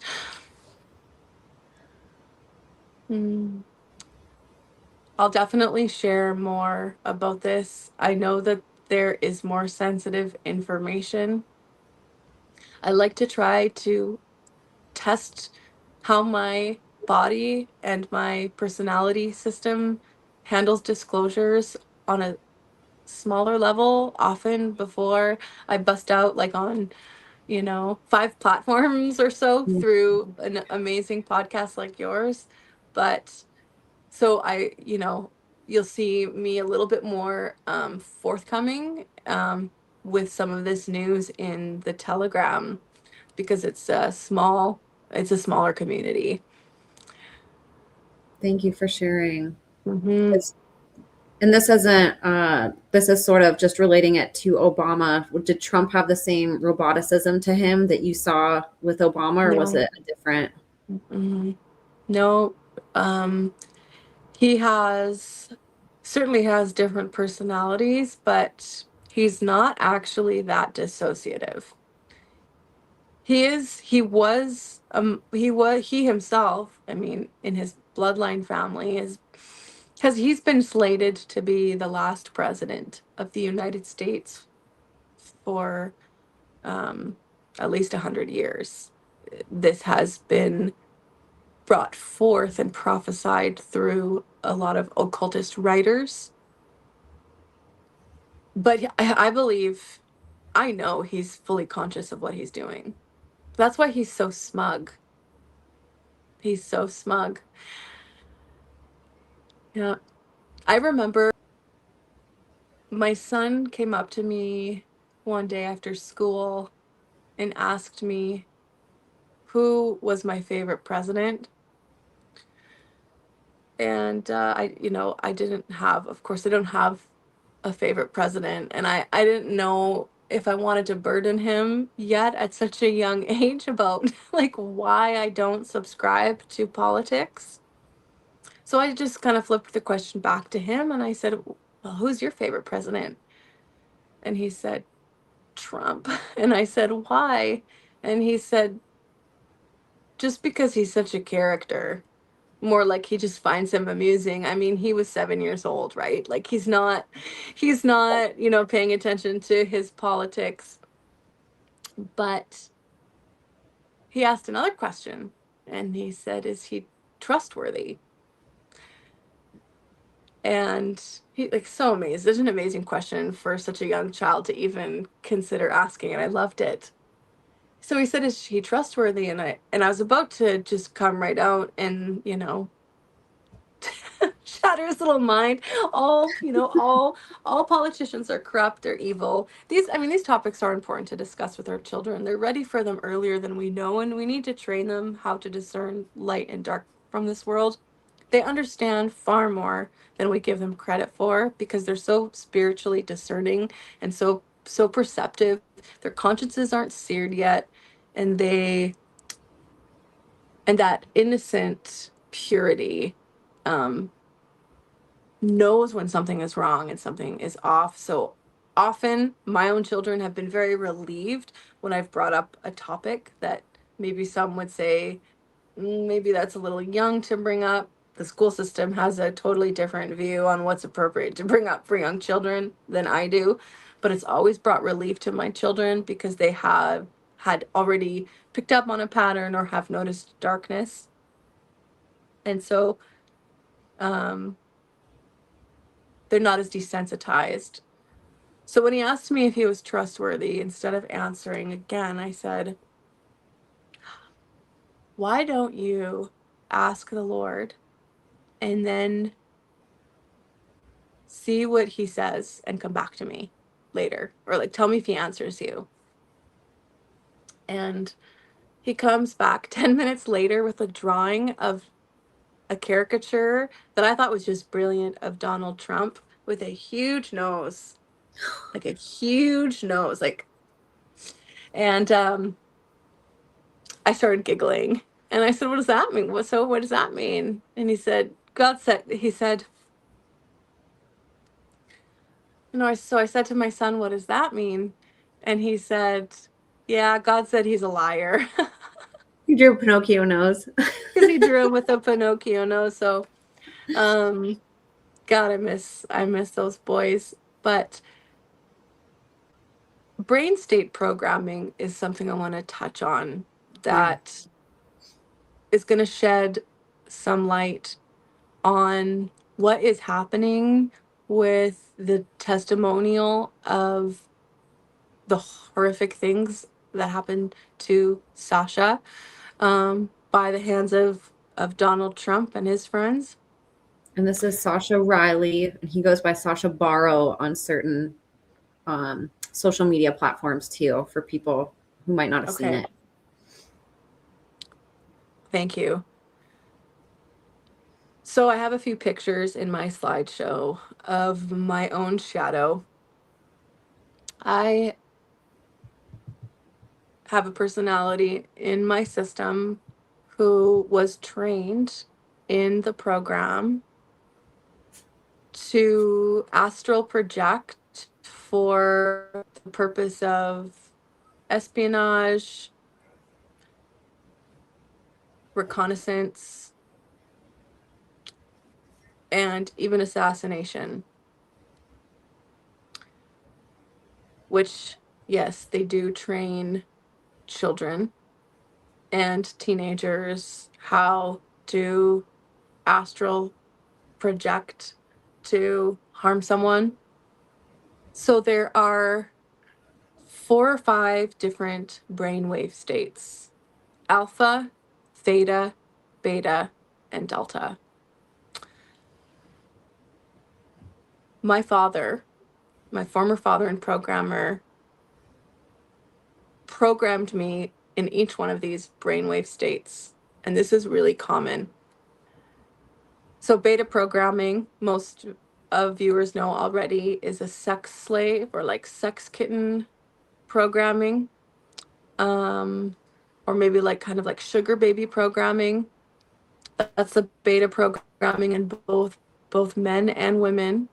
Mind control slaves are subjected to beta programming by the government, in schools, church basements, all kinds of institutions. Then theta programming is that brainwave state where you're just about to fall asleep and you kind of start drooling. You're not totally asleep yet. That is kind of like a trance-like induced state that is used with a lot of drugs in these situations. I'm having a lot of resistance in talking about this, so thanks for bearing with me. So, they'll induce a theta kind of it's a really good state for like hypnosis and that sort of thing. And they'll torture you while using drugs to keep you in that almost asleep state, so that you learn to astral project through dissociation out of your body. And they, use witchcraft, like specific occult ley lines, to train your parts how to like navigate the globe astrally. They will teach you how to astral project into another person's body or consciousness. And this is real. Like, this is real. I've experienced this. I've experienced this on both sides. And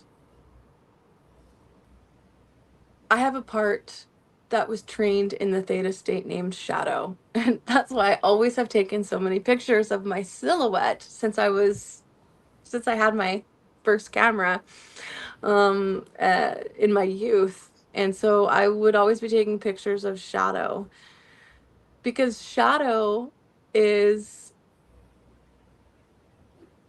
conscious, co-conscious with me, but she cannot communicate very well outside of like a theta-like or trance-like state. And so most of the exchange of information that I have learned to do with this part, now that I'm in communication with her, and it's me, like Shadow is me, right? That happens right in the moments where I'm about to fall asleep. And so what it feels like in my experience is like I'm kind of going into a dreamlike state, but not quite yet. And there's a lot of activity happening. I get a lot of visions. A lot of people in these programs were used as oracles for the channeling of different entities, which is not something I recommend doing. But divination, right, which is forbidden according to the law written for us by God in the Bible. So the delta programming is a different brainwave state, and that most of your viewers already know is the like assassination programming. So my oh yeah, there's one last picture of Shadow. So funny, because I know it's kind of like a childlike thing to show you, like show a picture of my Shadow, but she, she wants to be seen, she wants to be known. She like lives in this realm, right? Hasn't fully integrated yet, and so I just wanted to represent her today. Real quick too, I wanted to comment. There was or I should say there is a survivor. She's not active online anymore, and I pray she's okay. But her name was Katie/Dylan. Why am I spacing? Groves. And she had a YouTube channel many, many years ago and talked about something that was brought up on my podcast that I had totally forgot that I had heard, because it was whenever I was first waking up to all of this and I didn't really understand it. She mentioned something that she could do called dissociative viewing, which sounds similar to what you were saying, where it's not remote viewing, where you're in your body and you can collect information while you're in your body. She basically said the same thing as you, that she had parts that existed outside of her that could move around her body and away from her body and see things, in a 360-degree way, different than her soul consciousness of her front parts that remained in her body. And so I don't know if that's the same thing that you're talking about, but I thought that was an interesting term, dissociative viewing. And she's the only person I've heard of that had said that terminology. And so I just wanted to bring it up. And to think that, our consciousness can bend and sort of be thrown outside of us in different ways and exist away from our bodies and can, almost be like a separate person outside of us, is just mind-bending, but really incredible to think about. Mm-hmm. It is fascinating. It's scary. It's scary, I think, for a lot of people to first realize what they've actually like been um involved in the depth of darkness that created those abilities. So, yeah, but redemption is here. Redemption is available 100%. It is. And so let's get back to Delta, which you were talking about. Yeah, right. So, my Delta part is named JL, and she was trained to use knife skills. And she comes up in a certain lineup of parts that are cued when on assignment, when they were on assignment for the network. So I would have an internal scheduler and a timekeeper who had received instruction to make sure that I'm at a particular place at a particular time. Say it's a cafe on 3rd Street on Friday at 4 p.m. That internal timekeeper part of the part that keeps appointments, like a secretary part, triggers a craving or an unction or inkling to go to that particular cafe at that time. So the front person, the shell operator, thinks, oh, I'm just going to pop into this cafe and like grab a sandwich. I think that might be kind of nice. And you think that's what you're doing, but you're not really hungry and wanting a sandwich. You just are being told that by an internal part until you're actually hungry and want that sandwich. So you get to this location. And then there is somebody else, right, who has been appointed also to be there. So I'd be given a mark. And it was always the same type of man. It was always like a kind of middle-aged, like kind of dad-like guy. So I'd be at a cafe thinking I'm just there eating a sandwich. Well, next thing I know, oh, I think a beer would be nice to wash this down. And after a pint of beer, because a lot of parts are programmed with a certain level of alcohol content in order to bring those parts to and from, in order to bring those parts in and out. And that's why I think some people can act so extremely different when they're drinking. Not always somebody who's been under mind control, and that's not always DID, but it's definitely going to be an exacerbated difference of a person with a system like DID, especially from an organized abuse setting where alcohol was used. You're going to see like a dramatic difference in their personality. And so, okay, so now I've had a pint of beer, so I'm feeling kind of warm. I'm feeling kind of nice. And uh the the man down at the end of the bar, not somebody I'd be interested in I'm not interested in picking up guys or anything like that. But like he just, starts a casual conversation. A different part is now out, who's a little friendlier, a little warmer, a little more relaxed, a little more like kind of flirtatious. And this is a part that has been trained to extract information. I'm telling you, I can get anything out of anybody. This part of me can do that like masterfully because I had so much training and a lot of development around like profiling so that I could learn how to handle or manipulate someone for an assignment. It's awful. People were doing it to me. I was doing it to other people. This is the nature of mind control in our society and how it's perpetuated. So now I'm interacting with my mark at the bar, but I don't know this. But there's somebody in my program that's waiting for their turn to come out next.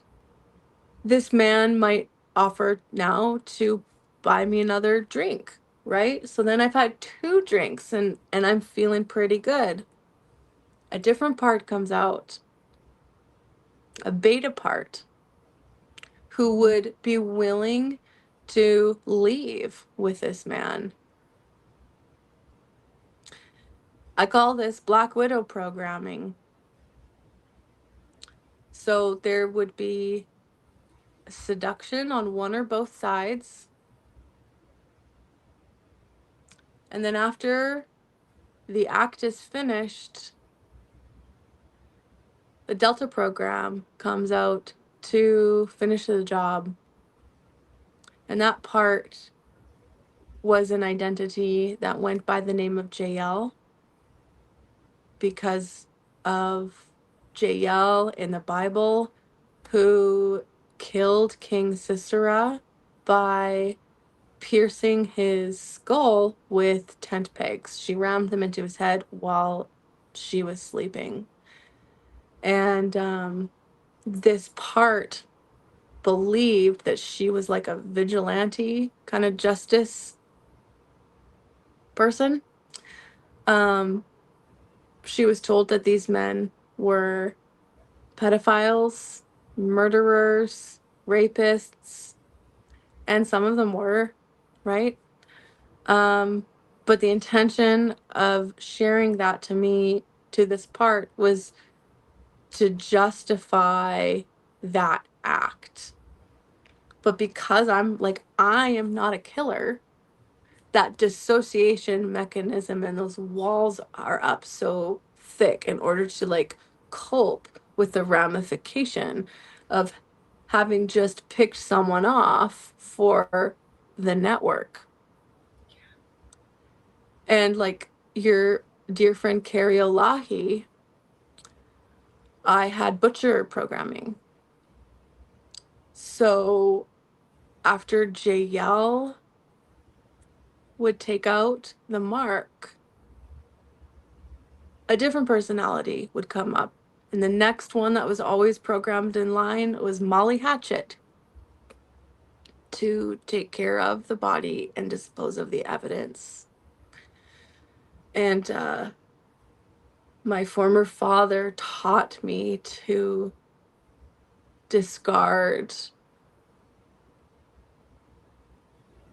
people alongside of the highways and freeways, because you're not going to have someone walking in the woods or in the wilderness close to a freeway where their dog's going to sniff and dig up a body or evidence. And because it's, there's a lot of noise next to the freeway as well. And so there are a lot of missing people by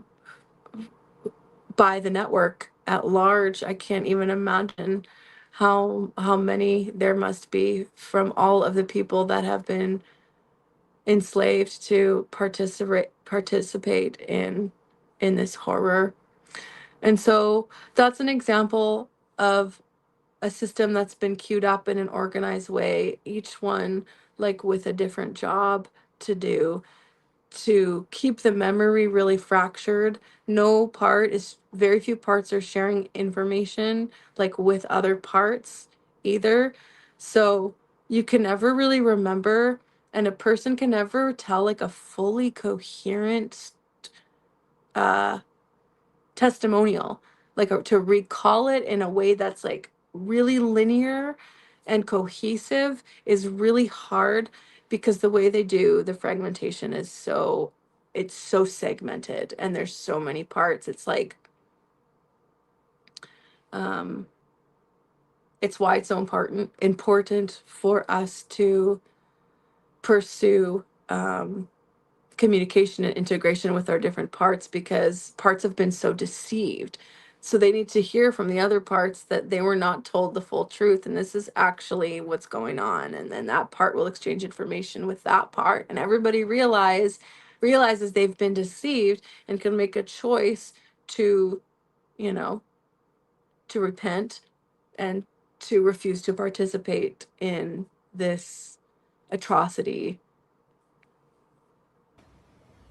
And that's so empowering too, to get the full story. That way you have the understandings of what happened each uh, between each part. You know, instead of just having one little segment of a memory, you understand the deception from the very beginning. Nathan Reynolds talks about this often on his podcast, how he was sent out to take people out, and always with the backstory of, this is a really bad person. And like you said, some of them were, you know, these aren't all good people, you know, but they would get him to buy into it with the story, having already trained that part to that's their job. And so you have this backstory, the initial deception, and then you see how it's sort of like this relay between parts. You know, I watched this, there was this cooking show I was actually watching the other day, and one of the challenges, it was like a cooking show challenge. They did like a cooking relay where there was a team of chefs.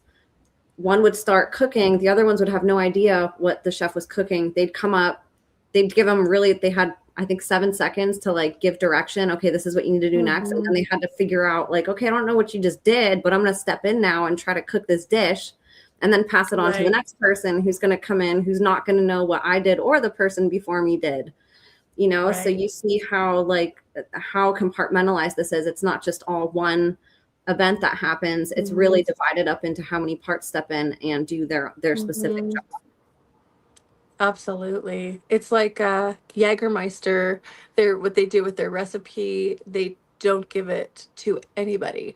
So everybody in the factory making the product has a different part of the formula, but nobody gets the whole thing. And that's the same way that information is compartmentalized and structured within parts, because when parts that aren't meant to exchange information start to get together, look out. You're the weapon, you know, they you now have become a weapon against them. Yes. Yeah. Gosh. And again, just the miracle of healing and of integration, and being able to integrate memory, you know, and what a blessing that is from God to be able to do that and to have the full picture and then to shine a light on it. That's right. Well, you know, and so I'm realizing I'm living this like total double life. And it was a horrifying thing to realize, but some kind of funny and ironic things in retrospect. But like, yeah, when you're recruiting people for the kingdom of heaven, sleeping around is a no-no.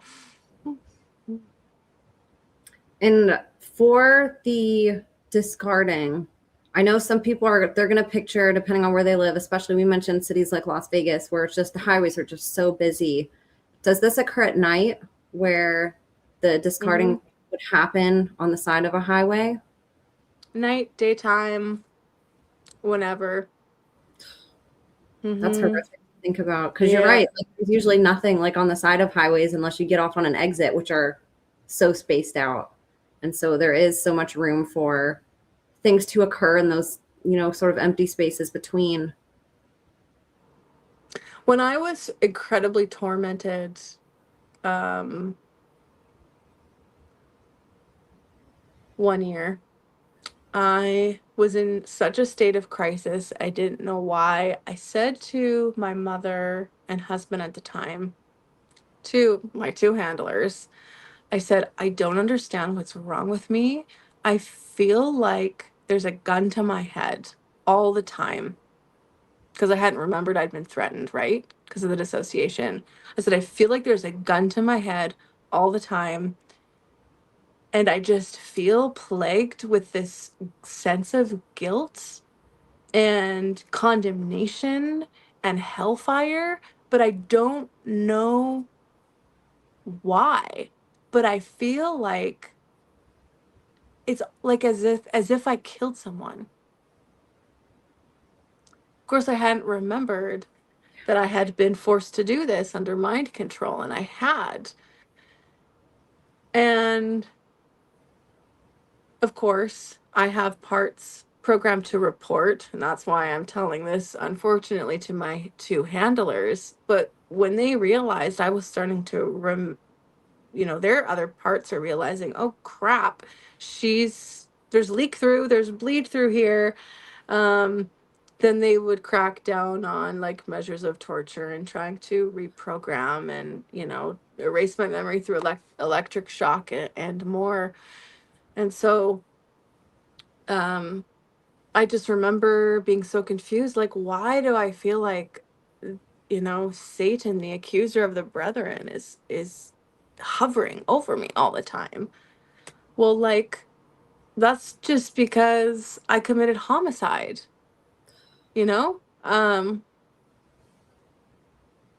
I'm so grateful for God's grace and mercy, and He's completely taken away any type of guilt, any type of shame. I'm not afraid. I'm not even afraid of any potential consequences of speaking out. Um, because the good news of the freedom that He offers is true wherever we go, or wherever we're sent, or wherever we may be persecuted. Um, He's trustworthy, and it's worth it. It's worth it for the sake of rescuing other souls in captivity. The truth sets us free. And so many others have gone through that. And that is like one of the biggest pain points, the survivor's guilt from being forced and programmed against your own consciousness and will and memory to perpetuate harm of any kind, and by the same people that should be caring about you. And that's so powerful to see you come out that other side and to have this wisdom to offer, because I know that there's people on the other side that are starting to remember or grappling with those emotions attached to that and trying to make sense of it to where they can take that heaviness of those negative emotions that they feel and return it back to its sender, which is the abusers who did that to them. Yeah. And you know what's so incredible is that sense of condemnation was not coming from my Heavenly Father. It was coming from the programming. That's what they do. They create flooding in order to distress and overload your system and make you sick or have behavioral issues, or so you can't sleep, like whatever thing they need to do to punish you have internal punishers that will flood if you say too much, or if you remember too much. And I was remembering too much, but that condemnation was coming from Satan because I was a believer. I've always been a believer in the finished work of Jesus Christ. And when He says it's finished, it's finished. And He so graciously and mercifully hid my own sins and my own crimes for me until I was ready, because I would have committed suicide. I would not have been able to live with it. I wanted to commit suicide just by the lingering effects of those emotions without remembering where they were actually coming from.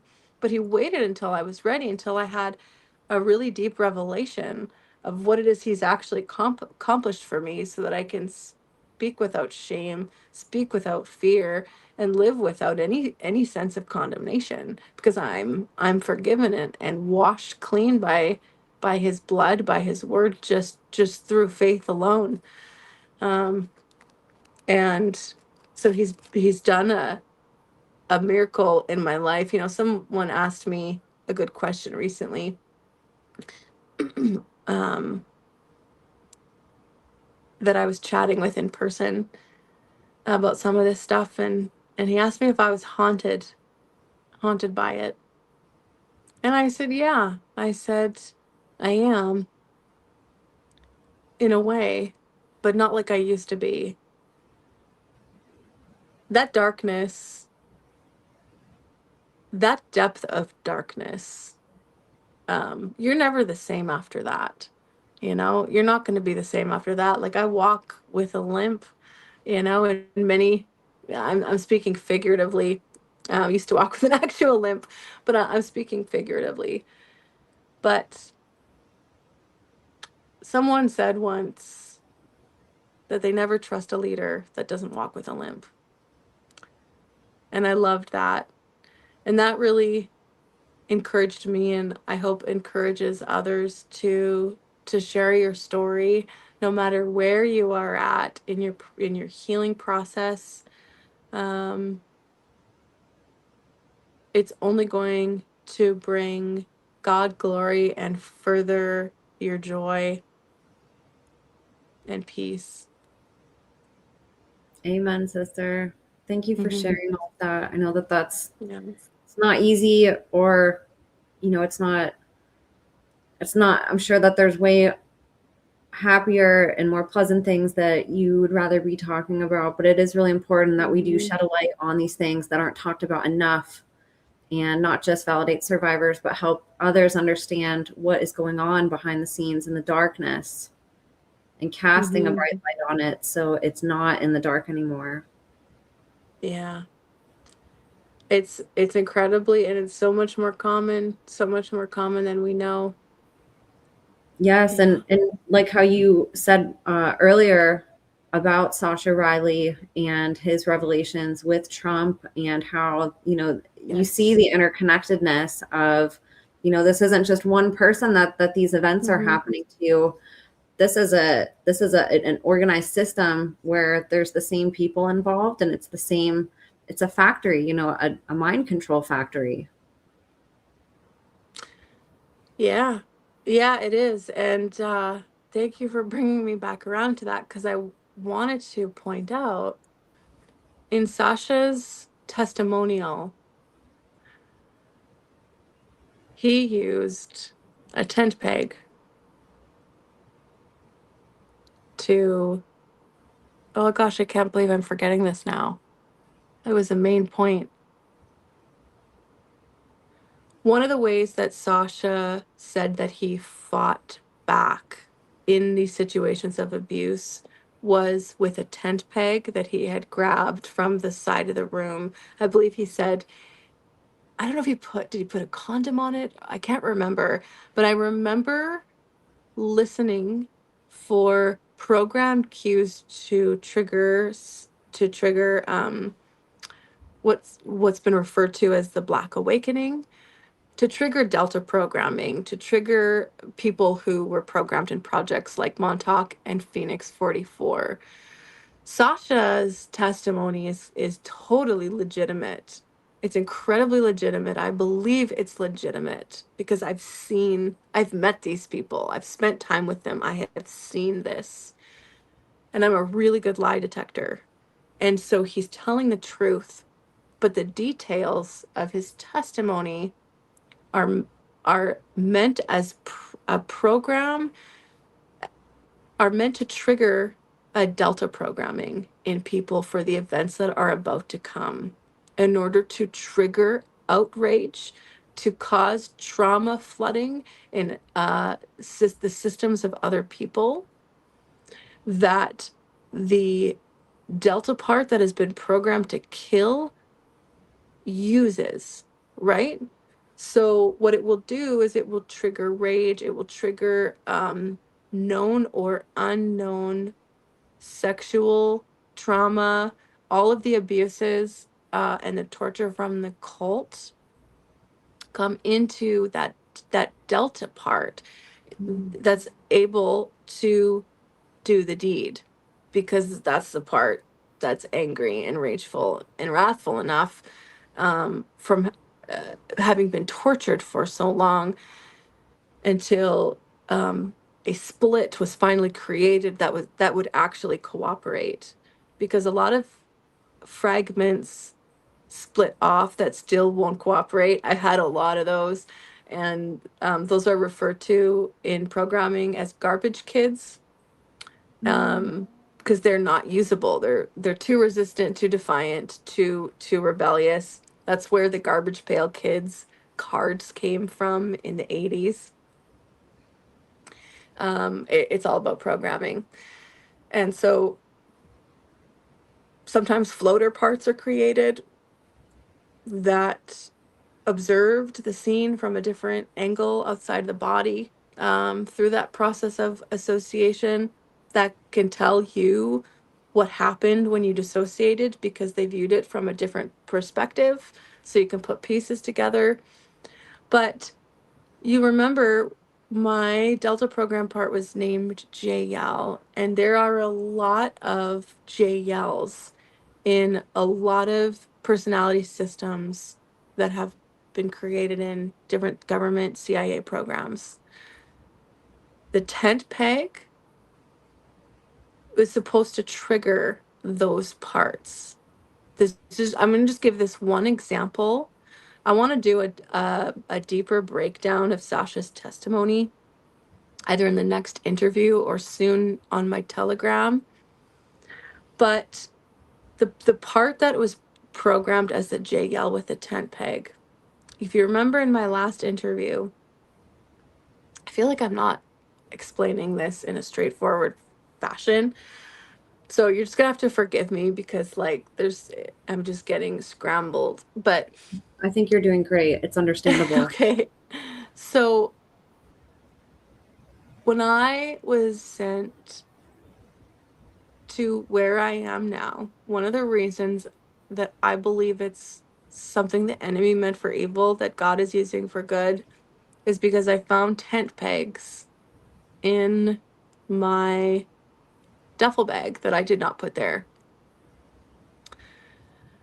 Tent pegs were meant to, as a cue and a trigger and a programmed instruction for my Delta part, I believe, to take out this friend of mine.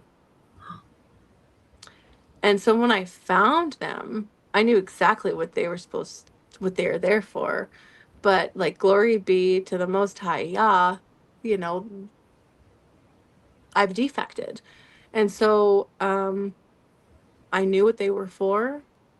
And like, I shared this with him. I'm like, I think I was sent here like to take you out, or like one of the other, like suicide, homicide. We're supposed to be destroying each other, but instead we're repairing. We are the repairers of the breach, the restorers of the we were supposed to destroy each other, but instead we are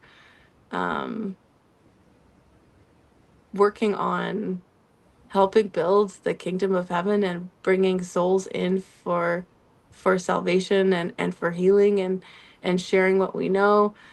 But I showed him these tent pegs, and we just started like laughing because how funny all of this almost is. And I said, I know what I want to do. I said, here, you take 2 of these and I'll take 2 of these. And we went outside and we planted them in the ground as a prophetic act of declaration and spiritual war, that we are taking dominion over this land in the name of the Most High Yah, and that what was meant for evil is actually now being used for good. And so, like Israel, when God said, stretch your tent pegs out to the left or to the right, many more will be the children of the barren and childless woman than the one who had plenty. And there's just this beautiful picture of I was trying to turn my light on. There was just this beautiful picture of restoration. And so we did that prayerfully. And I'm not kidding you, the gang stalking stopped almost completely. And we were being inundated with people outside, people prowling around, police coming to our door. Like, it was really intense after I first arrived. But after we did this with the tent pegs, it was like so quiet, and something just profoundly shifted here at the inn. And I give glory to Yah for that. He's so fun. He's so fun to honor my like whimsical, sometimes like I don't know, I do weird stuff, but my heavenly father is weird, so I get it from him. If you ever read the Bible, the Bible is incredibly weird. Yes. Yeah. And you're right. It is beautiful to see how he puts his touch on everybody in such an individualized and customized way, tailored to them. No story is ever the same, of redemption, of freedom, of salvation. and just a savior and salvation. And it's amazing how he puts his finishing touches on these different elements of your life in a way that's so customized to you. Mm-hmm. And it's very interesting too, going back to what you're saying about Sasha's testimony, how there's these different ways that we can interpret it. There's the surface way, but it does seem like from what you're saying, there's also some triggers and codes that are allowed to be seen and circulated, maybe for a purpose that's not just exposure, but could be maybe harmful or triggering to survivors if they don't know what they're seeing or aren't aware of the programming that they have. Yes. So a lot of people are being activated right now. So if you're feeling distress in your system, if you are feeling agitation, or you have become addicted with the consumption of what is happening regarding the atrocities with ICE, these are all meant to trigger programming. Sasha's mentioning, like an innocent person. Is it unconscious that he's doing this, do you think? Or is it, Yes. okay. He doesn't know he's programmed. He's from the military. Of course he's programmed. He doesn't know he's doing this. He's doing what he believes is the right thing. And I believe like Abba can use everything for good, but he will subconsciously be putting in words that are programmed to trigger delta activation as this is being activated and prepare people to participate in the murderous mayhem that is going to hit our streets soon. We're going to see absolute pandemonium, civil war, eventually like international war. And so if so his vernacular that he's using has been programmed very particularly right down to the tent peg. It could even be possible that it wasn't wow, I'm getting so hit right now. One moment, please. Take your time. It's like vertigo. I'm going to use this opportunity to turn my lamp on. 1 second. Sure. Yes. Thanks. Of course. Are you okay? Yeah, I'm good now. It just Okay. happens when I talk about this stuff. It's like Like the my spin programming? mind is pardon? Is it like the spin programming? No, thankfully it just felt I just get hit with like sometimes a weird like wave of vertigo or nausea or like the strobe light Yeah. sensation, but it comes and goes pretty quickly. Now anyway, it used to be more severe and last longer, but it's really lost. Some of those things have lost a lot of their power, thankfully. Just through defecting and getting away from my abusers and handlers has been crucial in that process. So yeah, so it's even possible that it wasn't a tent peg that he grabbed, but it could have been like another kind of tool. But it could be just any possible memory manipulation that was done just to make sure that just to make sure that violence was done with a tent peg, according to the testimony, so that the people with JL parts or other parts are now coming online through a cue like that and be like they're getting ready for whatever it is that they have been programmed to do. Could be revolutionary programming. We're going to see a lot of weird cults forming, which is another fulfillment of prophecy according to the last days. We're going to see a lot of fear. We're going to see a lot of confusion and a lot of violence that will seem nonsensical, senseless. That's what I mean. That will seem senseless. But if we understand what the programs are and how people are mind controlled, I mean, I guess in a way it's all the more horrifying. But it does begin to make some sense, and we can begin to predict patterns. We can, begin to understand why people are behaving the way they are, and how to recognize and step around deception. And I had mentioned the different brainwave states. Alpha brainwave state is the one that my former father and programmer used for bringing the mind into a place of alert focus. And he used a lot of Baroque music. And this was also implemented in the programming that was taking place in my high school. And there was this particular institute called the Lind Institute that made this Baroque music. And it's optimal for putting the brain in an alpha brainwave state because it has a very specific number of beats per minute that classical music doesn't have.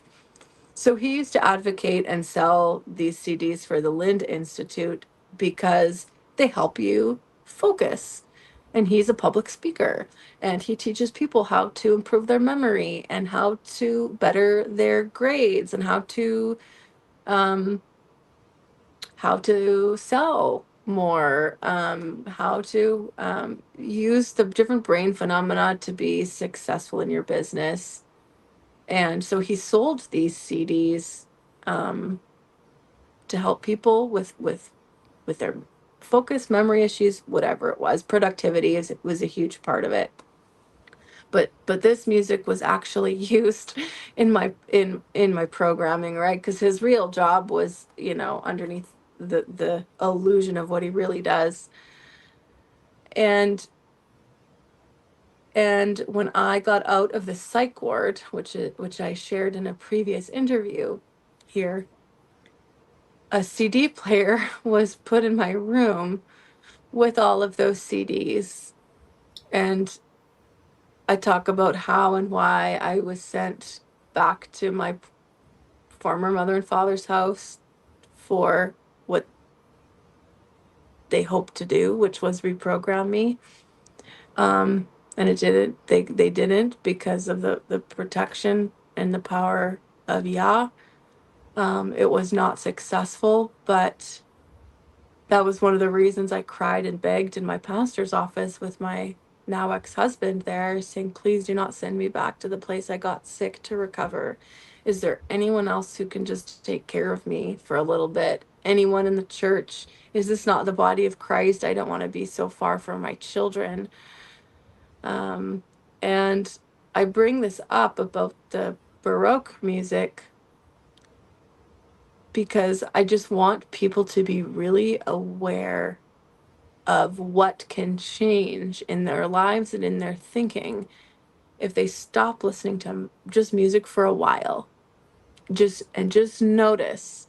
Now, of course, I'm also advocating like 444 hertz music and like headphones. I'm giving away headphones, but also just try it sometimes. Try to have a day of silence, see what comes up. If this isn't something you normally do because you need music to cope, like, that's okay. But it could also be running the software of a program that you're not aware of. And so a lot of things in my life changed dramatically when I just intuitively stopped listening to music. And I think I did this for a year.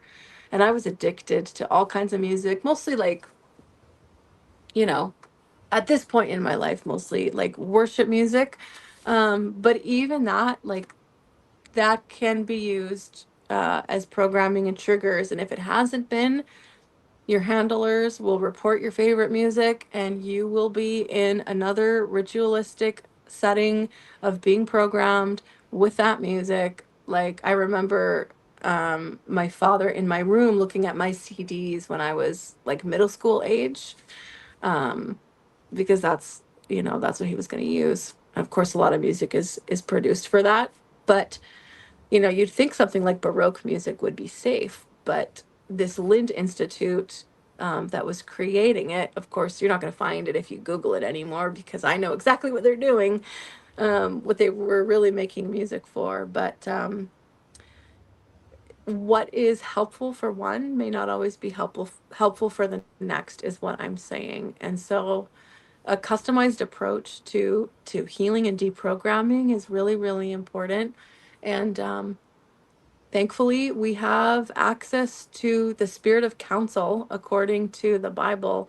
And the Holy Spirit is our like literal live counselor through just faith. And if we're abiding in Christ, we get that kind of insight into our own system and into the systems of others. And and while there are modalities that are helpful for all, essentially there's nothing that can replace the one-on-one counseling relationship that we get with God. Amen. Thanks for sharing that. It is good just to have reminders of all the potential pitfalls or kind of booby traps that exist when trying to get away from the things that can be activating. Sometimes you can step right back into a trap and not even know it. Yeah. And a lot of people turn to music for therapy. So that's just a good, if you're still not receiving, if you're still kind of in the same place, just try it. It can't hurt if you just turn it off for a little bit and just sort of enjoy silence or replace, go out in nature and listen to, the sounds of the earth instead of putting in headphones while you're outside, or, there's so many different ways that you can get around that.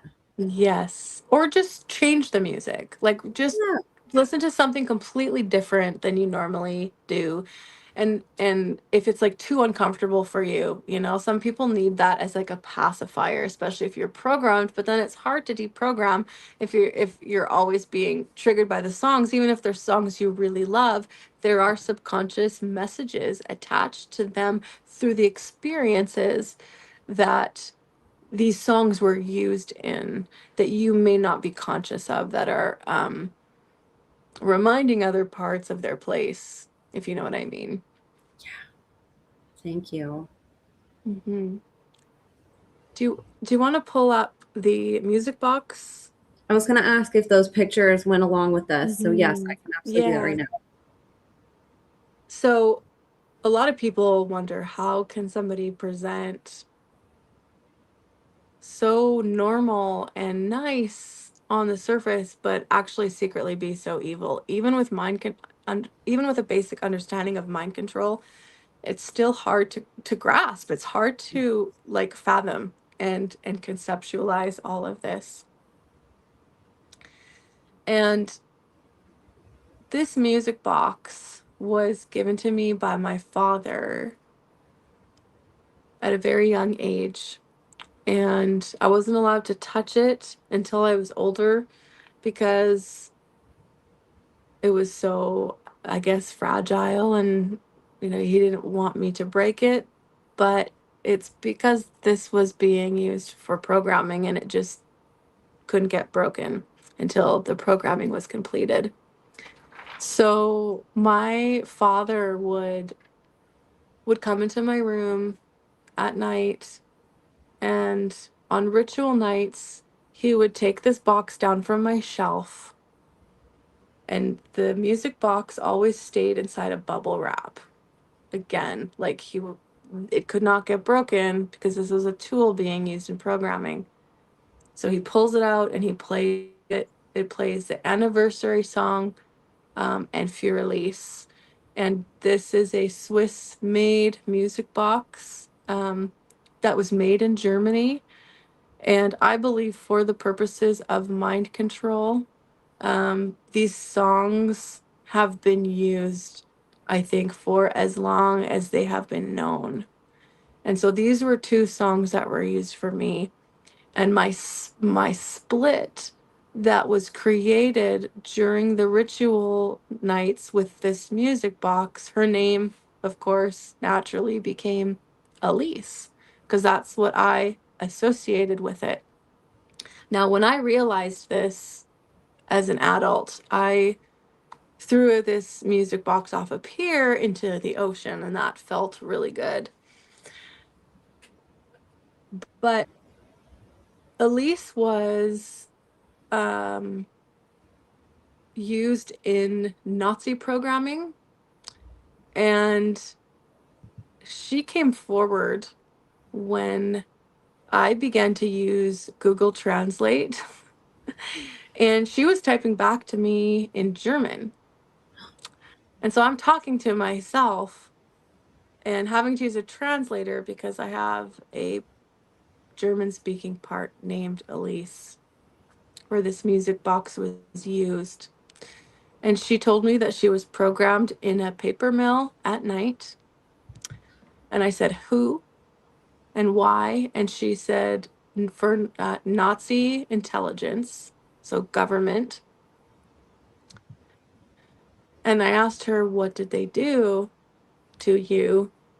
And she said, love.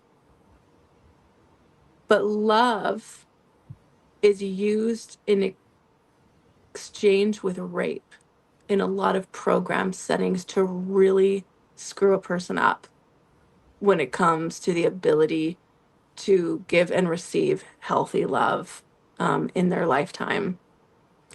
And I knew this instinctively, and what she meant was not love. Was the German word for love, which I think is Lieben.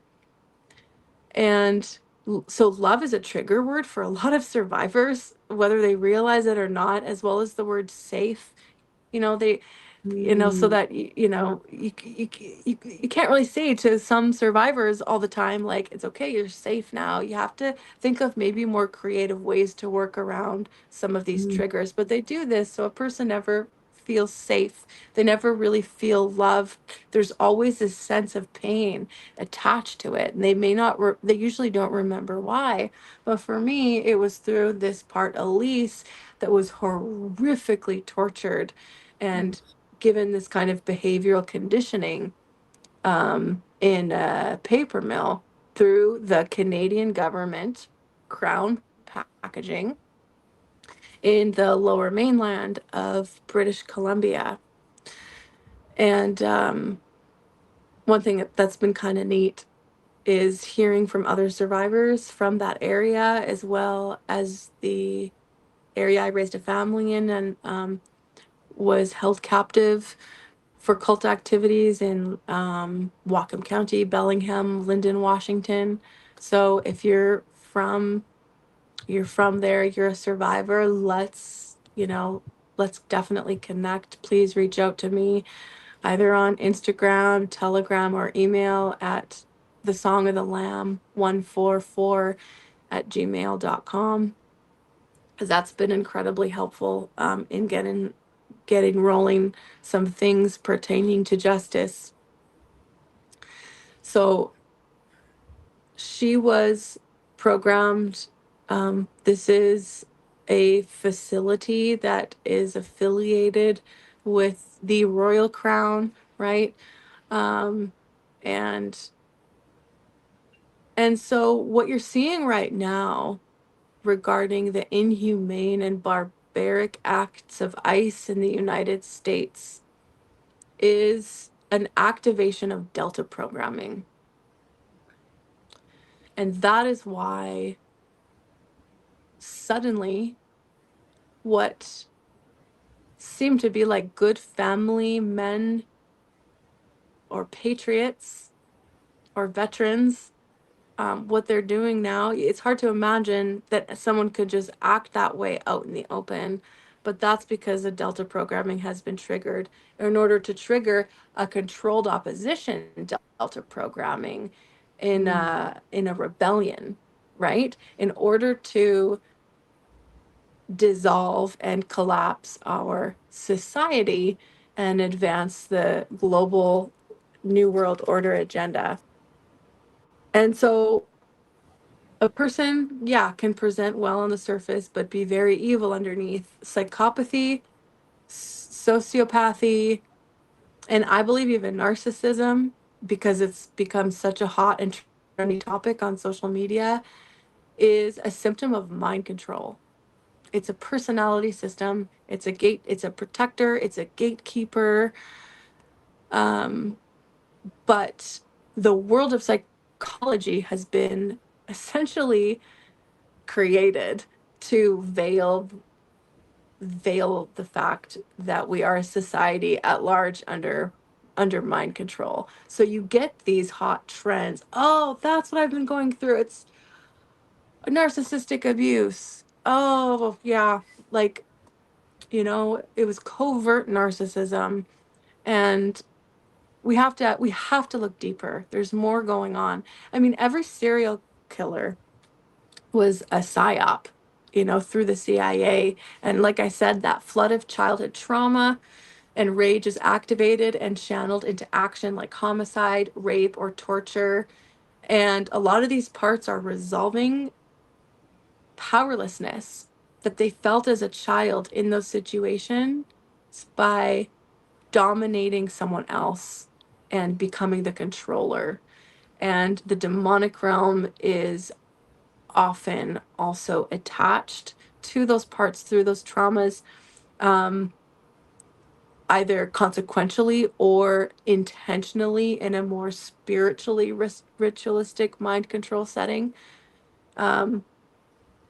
Drugs are used, torture, punishments, until there's cooperation and a part finally becomes the altar that they want to carry out the evil deeds of the network. Like I explained with garbage kids and floaters, those are the defective. Those are the parts that wouldn't cooperate. So they keep going, and a person keeps fracturing as they're being tortured until they get a part that will be that like altar, or what's known in some of the programming world as flip side programming, that Jekyll and that Hyde.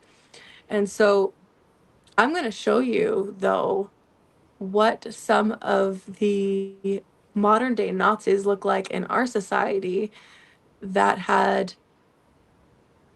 trained me how to use my voice. It's funny, in the podcast that I used to have, my voice was much clearer because I wasn't dealing with the activation of internal programming. I was shocked at how professional I had sounded in a professional recording. It was like I had a very specific, I knew it was a part that would come out and speak with a particular cadence, like a radio broadcaster. And I would just laugh at it because I was like, who is that? But I was trained as an orator. And I remember being shown a lot of movies like The King's Speech, and that's why my voice was used for a lot of tapes and programming settings. But before I show you the photos of some of the executive voice coaches that worked with me, so you can see what some modern day Nazis look like, I want to read to you, because we're finishing up talking about this part, Elise, that was in the Nazi programming, a poem that I wrote before I ever even became aware of her. Just before I became aware of her. This was the day I threw the music box, or this was a couple days before I threw the music box in the ocean when the awareness came. And it's a short little poem. There's a box now in the ocean, the fury of Elise. I was told her song was pretty, but 'twas a chilling piece. She's no one's magic button, no siren's quiet strength. The God of grace and justice has gone to every length. The blood of his own son takes up her defense to purchase her salvation and crush the liar's head. So call upon the lion, Judah's spotless lamb. My rock too was rejected. On his truth I'll die to stand. Yeah, isn't that interesting? Very interesting. It's very, you post some of your poetry as well in your writing on your Instagram. And I read them over and over again multiple times because the messages are so deep in them. And it's really fascinating to sort of consider the unconsciousness of it, where some of these were written before you had recollection of the deeper meaning, and then pairing it with the photos that you put it with and recognizing the deeper meaning to it, because they really are very layered with how you construct them, despite them being mostly short. There's a lot of different layers to them. Thank you. And it's really powerful for hacking through the programming and the webs and veils that it creates, because writing is actually used in the programs. We're encouraged to write and to even, like, I was an impulsive writer, but that's because I didn't know that I had a part programmed from a children's book by Robert Munch called Jonathan Cleaned Up and Then He Heard a Sound, named Mermal, who was like a computer machine and documentarian. But when I applied my pen to paper, or if I was typing, those words actually created the reality and the new structure of the algorithm of my system. So I actually had parts reprogramming myself without my awareness. And so I've had to actually become really discerning, and I don't have that compulsion to like write. I still enjoy writing anymore, but I recognize when I recognized that the compulsions to write were actually um, creating for me more problems than good within my system, and I stopped, I noticed a profound difference. And I knew it was programming because I remembered, like, I felt like if I didn't write something down that was coming to me, like an understanding or a revelation or whatever it was, something I wanted to document or write about, anxiety would develop. It was like an OCD kind of a thing. And that's because that was what this part was designed to do. But when we write, we are actually using like creative power. God says that he creates the fruit of our lips.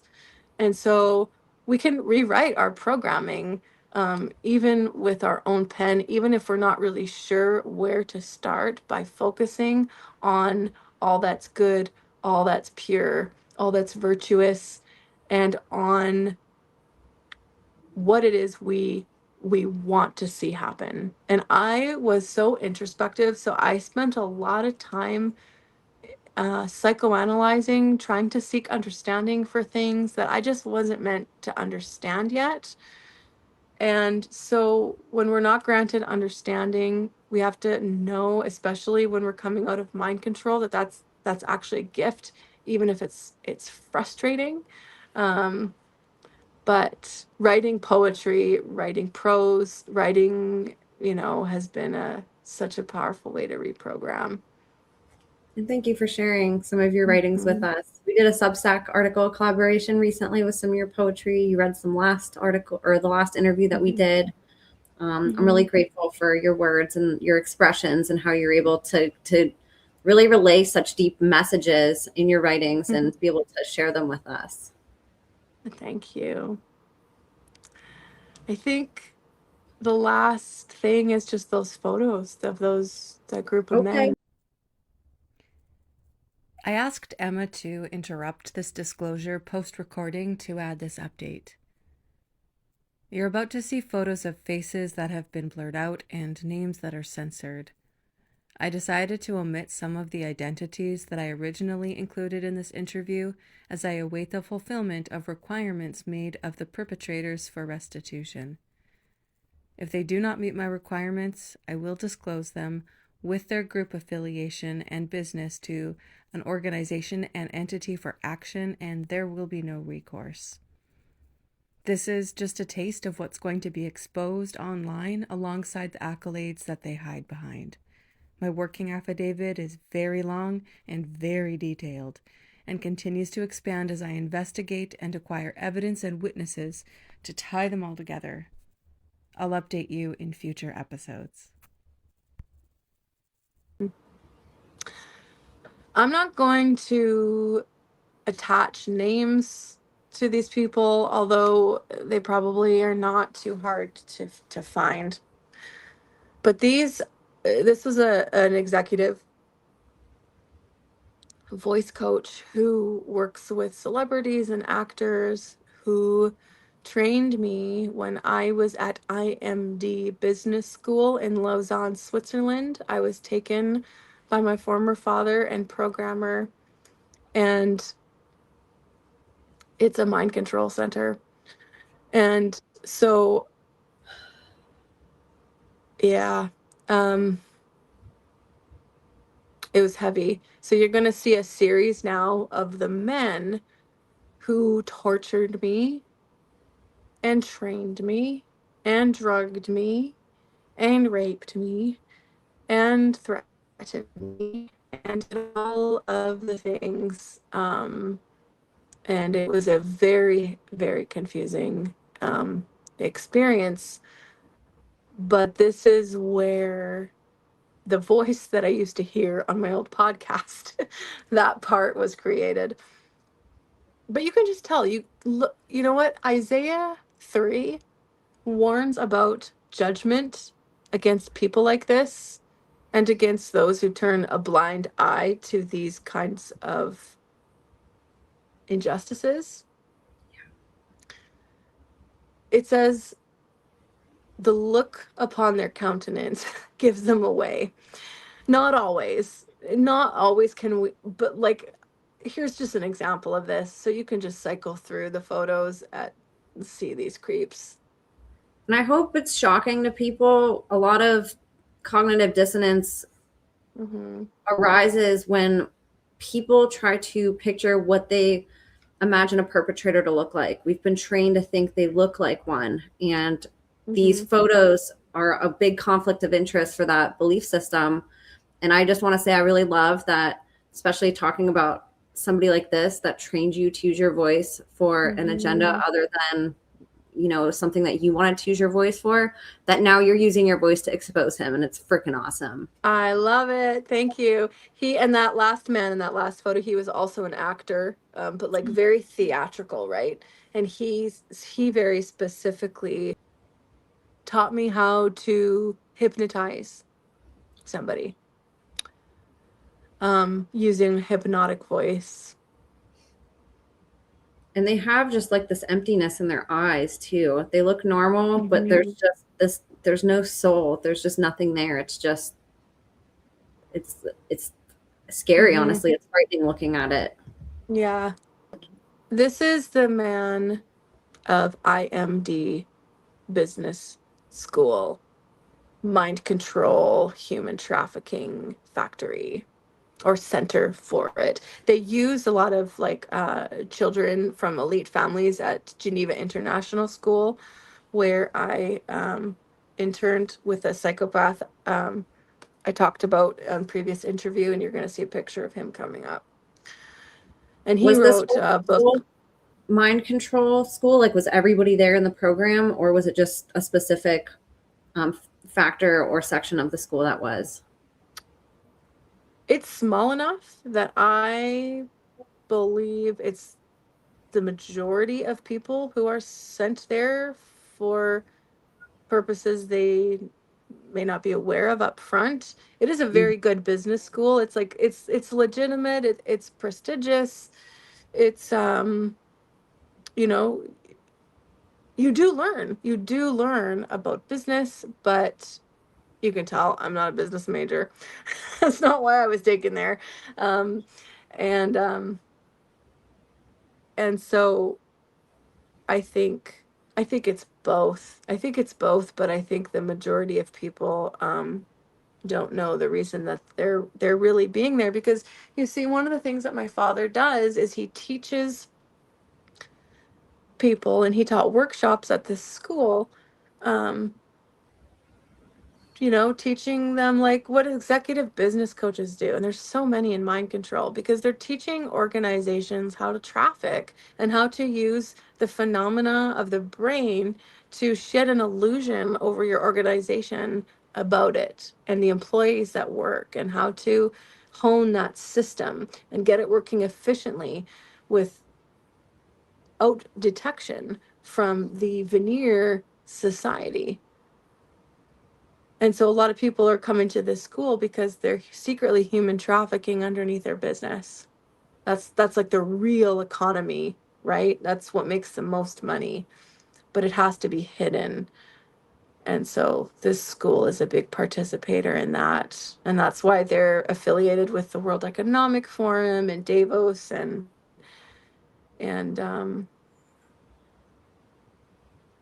then this so guy his is also an author, you yeah. said. Yeah, he wrote the book you'll see coming up. It's a yellow photo, the yellow photo. And he was a hostage negotiator, and wrote a book about it. And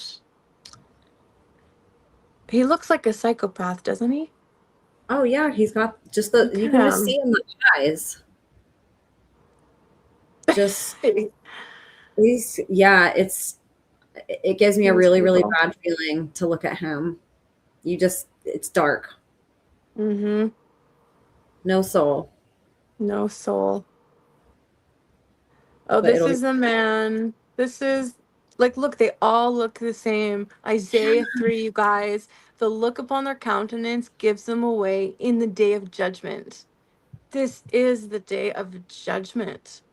We are here. We are here. And after judgment, no more time for repentance. And we're heading into a period where we are going to see God's wrath poured out on this evil generation for these horrific, wicked acts that they believe have been hidden, but they have not been hidden from the one who promises vengeance. And so you see the same look on all of their faces. If I had shown you photos of them taken 10 years ago, you would have seen, like, you could look them up. You'll see less darkness. You'll see, you won't see evil peeking out from behind these steely, cold eyes. But because they're being handed over to judgment, you're going to see this kind of thing. You're going to see celebrities whose adrenochrome stopped working, who age 20 years overnight. I love it. I love it. And it's going to expose him. So yeah, I'm literally judging a book. I'm literally telling you to judge a book by its cover today. you can see it though. And so did this gentleman work at the school as well? He worked at the school. I stayed with him and his wife for 2 weeks, 1 week alone. And well, I was in a hotel with my former father and programmer for a week, and then I was with them alone for a week, but he had me for a half of that week alone. Just want to get the time frame accurate. And he drove me all over the Swiss Alps to different venues and facilities to do ritual abuse, torture, rape, and that included a pregnancy that was ritually sacrificed later through an abortion ritual that I was taken to before I even knew I was pregnant. And so this man is that example of like a psychopath from mind control. I remember though, when I was in his apartment, him and his wife were sleeping in the bedroom, and I woke up on the living room floor where I had a mat, like an air mattress. And I was just in terror, and I had my laptop open, and I'm just praying to God, like, somebody come online. It's the middle of the night. I'm thinking across the world, I'm thinking somebody online I could talk to for help. Anybody, just come online. I need someone to like help me get out of here. And I'm shaking and I'm trembling. And just like this hopeless, dark despair came over. And I just eventually closed my laptop and lay down and went back to sleep. And then I woke up in the morning and he was leaning over me in the living room, telling me what a sweet little birdie I looked like in my nest waking up. Oh, And I remember yeah. And he also walked out of the bathroom with his um full manhood on display and his robe open while he was brushing his teeth. And I was so shocked I froze. And his wife walks around the corner and she like does a double take, like looks at him and then like looks down and like looks back and then like flicks his robe shut and then kind of whirls off. And I'm going, okay, this is getting really weird. But the memories of the serious rape and the rituals and the programming with him didn't come until more recently. But I immediately remembered his advancements, um, and uh, a paralysis taking over when he put his hands up inside of me. And eventually I like, well, pretty quickly, like pushed him away, but he got that far. And I, in tears, shared this with my father a few years later, and he never even apologized for living with this man who was his friend and colleague. He just Oh, shook his hell head. He just kind of shook his head in disgust, and asked me like what he did, because he wanted to know. He didn't care for my trauma, or because he wanted to, like any good father should want to kill this guy. right.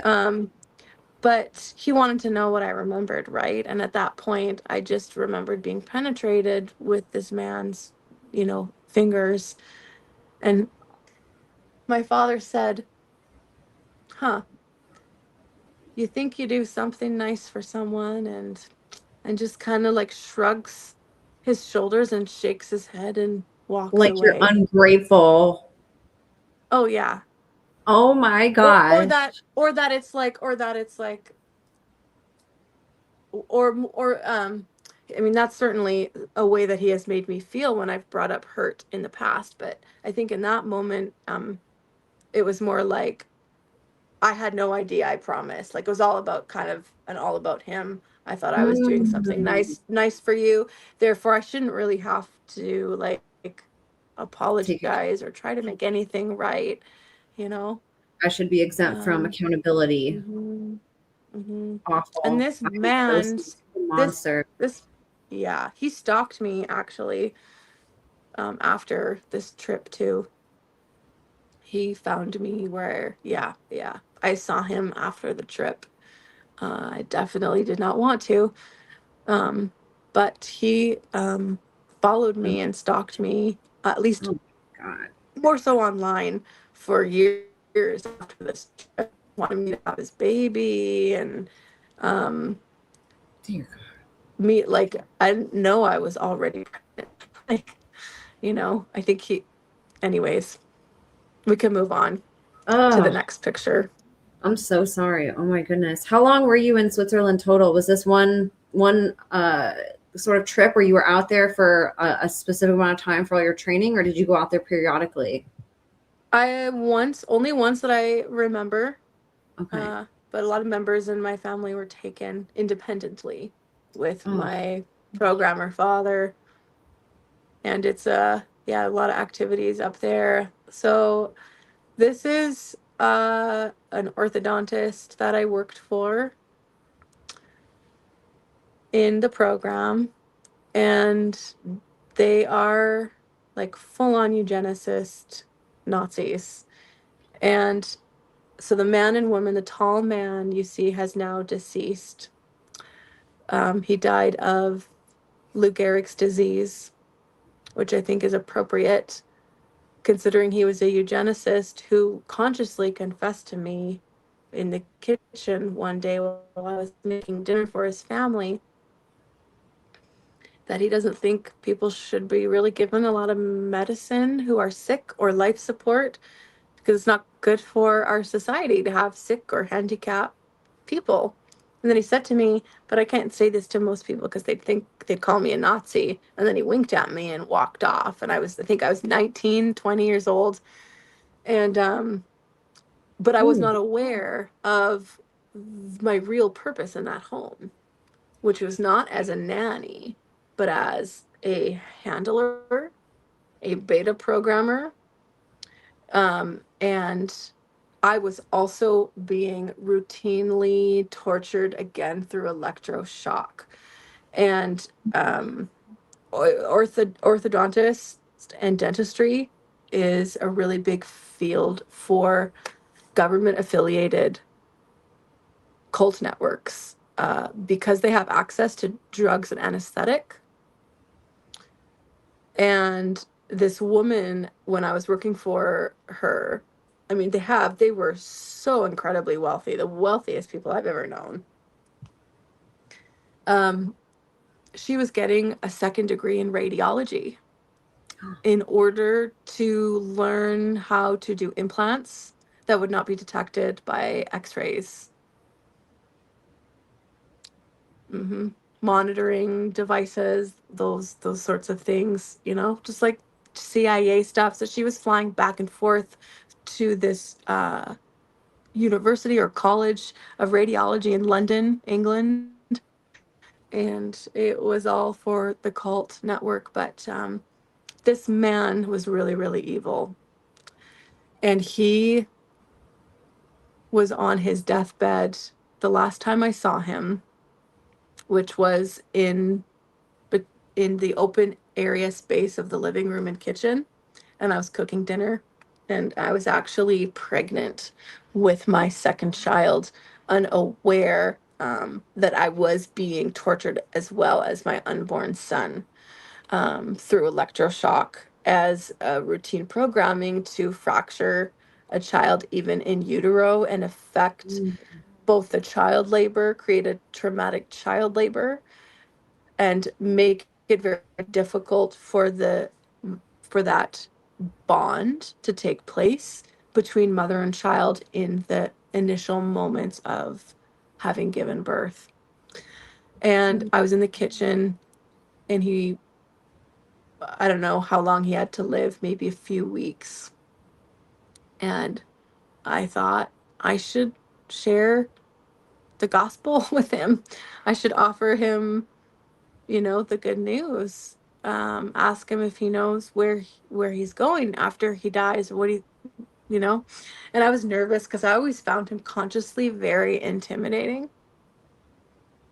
And Yah said very, very clearly to me, don't share with him the gospel. And I said, why? And he said, he already knows it and he thinks he beat it. And this is what his beliefs were as a Nazi Luciferian. A Luciferian is what they believe, that Lucifer is higher than God. And so that was really sad to hear, but I also had peace because I know that my father is judge and he is just, but I didn't know yet that I was under mind control and this man was abusing and programming me yet, because I hadn't discovered my DID, that I had DID. In the codes and I think it was symbols episode that we did together, you had brought up dentistry and how that was some of the worst torture that you had through the teeth. They would do the, electrocution and stuff. And you were talking about some of the abreactions, and it really is the dentistry part. You hear that over and over and over again in these testimonies, and it's horrifying. It is absolutely horrifying.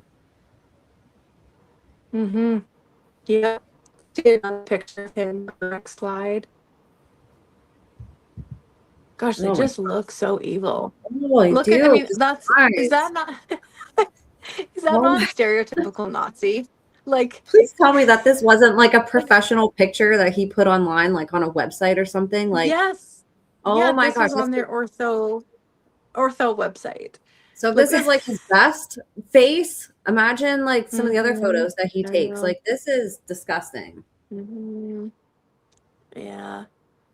Oh my goodness.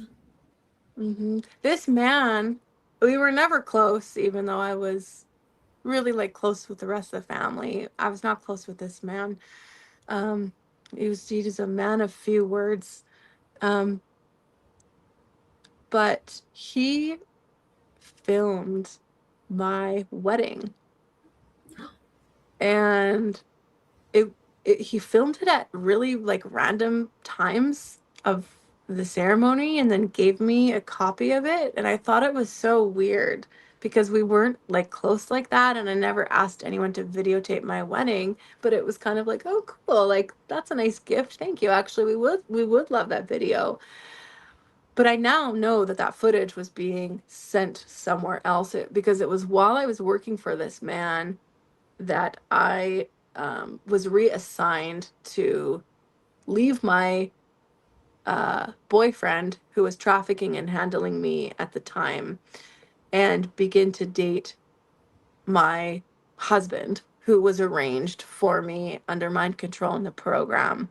And so he was very obviously like very interested, very high up, very invested with all of this, judging by the amount of money that they had and some of these weird things that he did.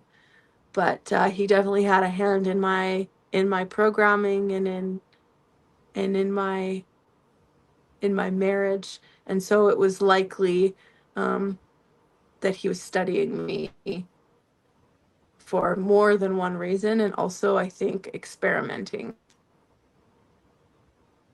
And you see in the last interview my Illuminati mask that I'm wearing. I mean, come on. Yeah, that's me with my former father, false father, really. And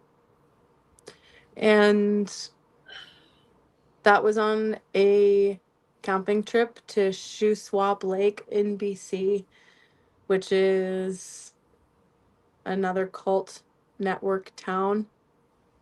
And I was led through a lodge at a square dancing event to be paraded before the attendees, and then led out back to kind of like an RV, mobile home sort of thing, and used for men to come out and rape. Oh my God. And that was that weekend. That's how old I was, 6 years old. And my dad said, we're going to go on a camping trip. And just you and me. And I was in heaven because my father paid very little attention to me. Unless he was inquiring of my system and my memory and running diagnostics to see how his prototype was doing. And so we went to Shuswap Lake, and that's what happened. I commented when you sent your photos to me, I was immediately, I mean, all the photos, these men that you're showing, they just look absolutely psychopathic, and it's very uncomfortable to look at any of these photos. But this one, just the way, like the exchange made me extremely uncomfortable, the way that he's even holding you. You can see I'm trying to pull my shirt down. Yeah, and it almost looks like you're kind of like pushing his hand away. You're not like embracing him warmly. You're kind of like, you look very uncomfortable too, even though you're smiling. I am, because it was fake. He was never a warm dad. Like, he was just not.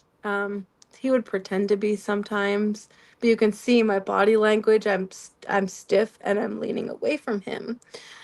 But I'm smiling on the surface, which was my bondage for so many years, right? Like, I had this, and this was in the programming, the big yellow happy face. That was designed by an artist in the underground government, and it was designed by CIA. The big yellow happy face from the 60s we love. That's to program a part a smiley part that's always smiling no matter what's going on underneath the surface in order to stay safe. I My fight or flight response, you know, was to fawn. I was, there's freeze, there's run, there's fight, and then there's fawning, and that's how I stayed safe, right? And so I was always told to be pleasant when someone asked me how I was, to always say I'm great, not good, but great. And if I didn't, if I just said I'm okay, or I hummed and hawed, or was a little bit honest, I was corrected later and told nobody actually cares how you're doing. This is, this is something people say when they say, "How are you?" It's just, and that's true. Most people, when they're saying, "How's it going?" they're just running the script of cultural niceties. Um, but those kinds of things, right? Like, again, there's nobody that you can go to for help. Remember, as a child, being told over and over again about what happens sometimes to children if they like report that they're being spanked, and CPS takes them away. And of course I was spanked, but it was about something, it was far worse than that, right? And but that fake smile, like, it's cute, but it's not real. Sometimes it was, right?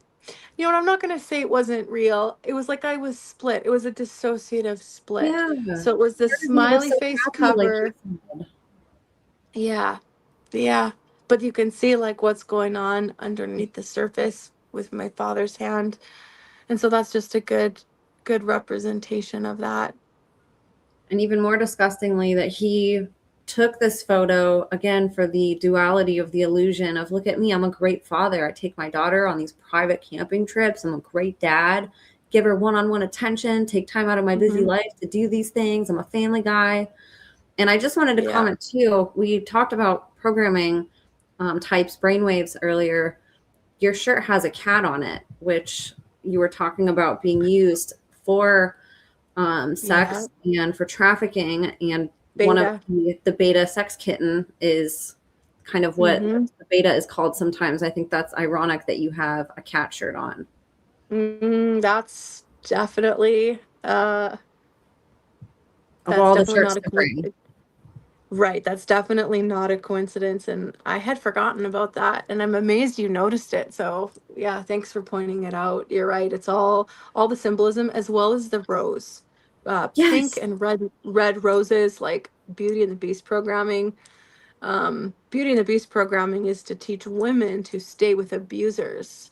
If you're just lovely enough, or beautiful enough, or sweet enough, or perfect enough, or self-sacrificial enough, or you serve and are obedient and submissive enough, then your beast will turn into a prince one day, and you'll have true love.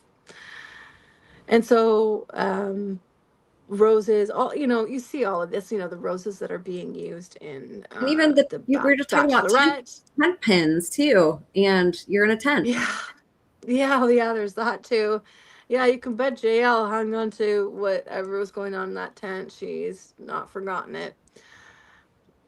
And this lodge, your father, your former father, was a 33rd degree Freemason. This was a Freemason lodge that he had trafficked you to. I believe it was the Elks Lodge. Okay. I found it. I was able to look. I found this place online. I don't think it was a Moose Lodge. I believe it was Elks. And it was just, it seemed innocent. Like my grandmother was there, like and yeah, but you mentioned about the act, right? So that was one of the reasons my father trained. One of the other few things he spent enough time with me to bond over was, it was always for something to do with being a mind control slave.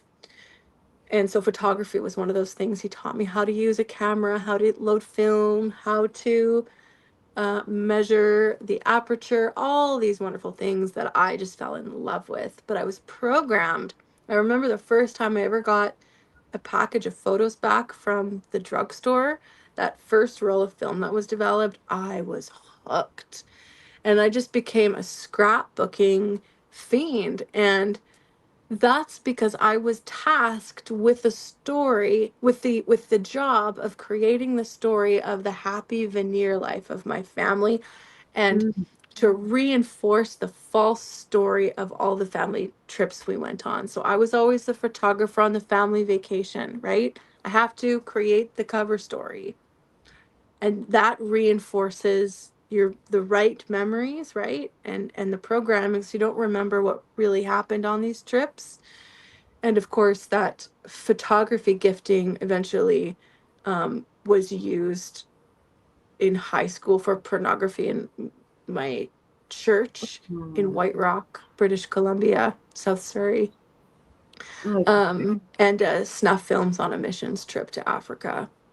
Because again, um, this church was a CIA Nazi church. There was Jesuit stuff going on, but like at its root, at its foundation, it was just more elite bloodline eugenics obsession, because that is what these people believe is needed to create a perfect new world order, is get rid of the weaklings, get rid of these types of genetics, right? And and so and so that's why people like Trump are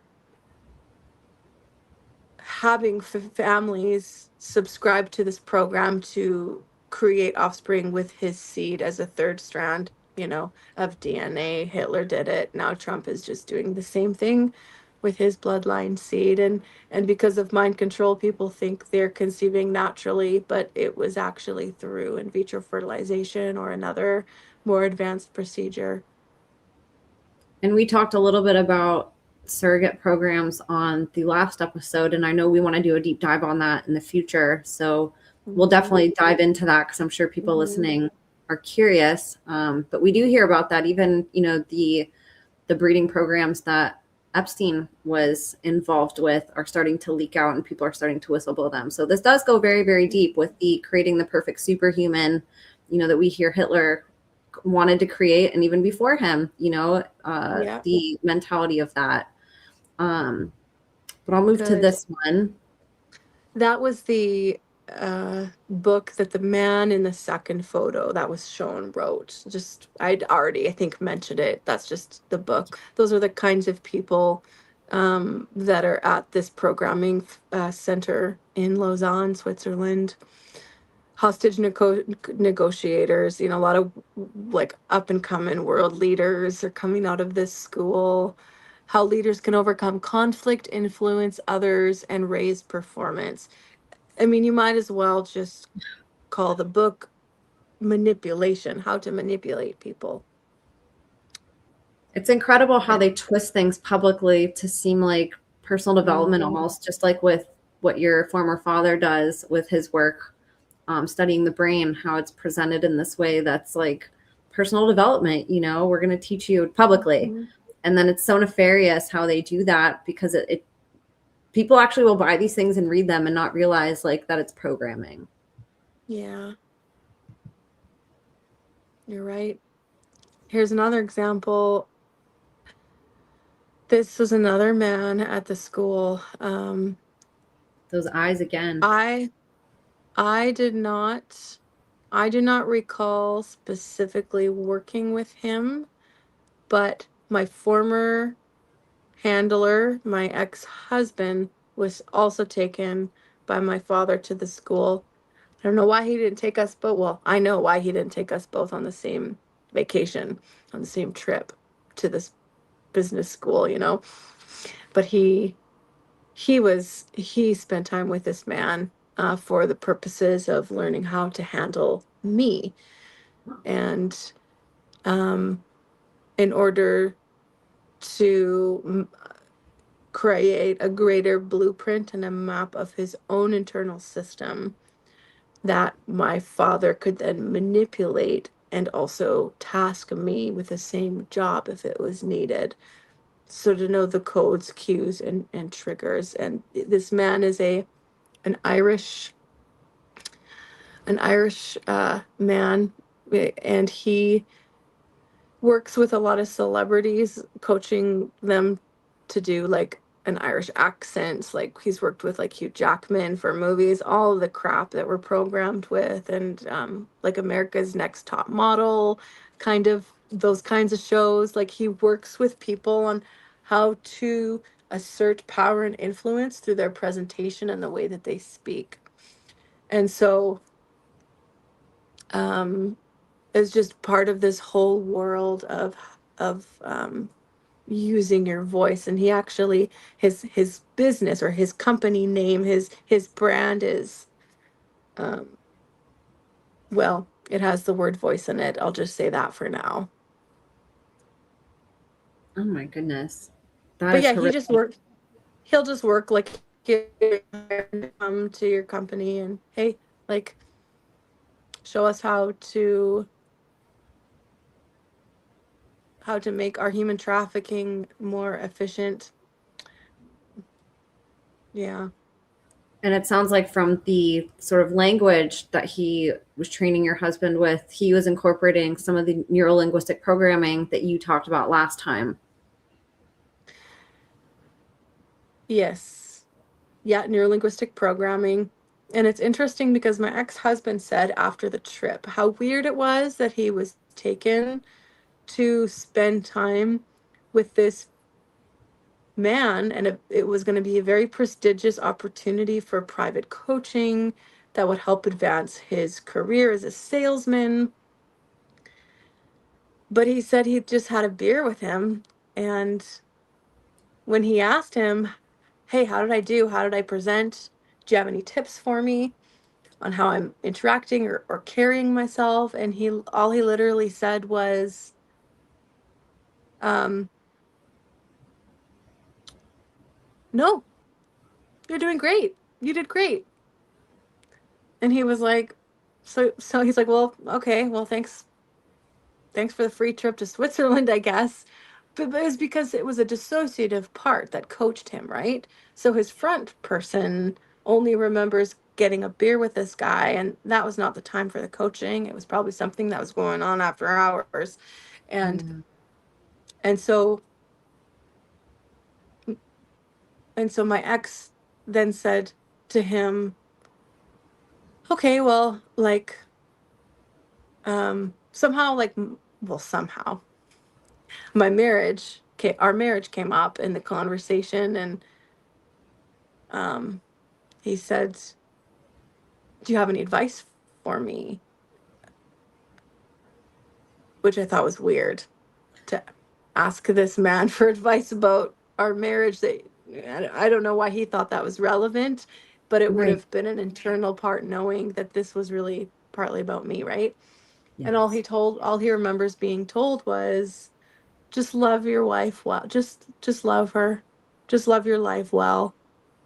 Love her properly. I mean, how sick and dark is that? It's just beyond twisted.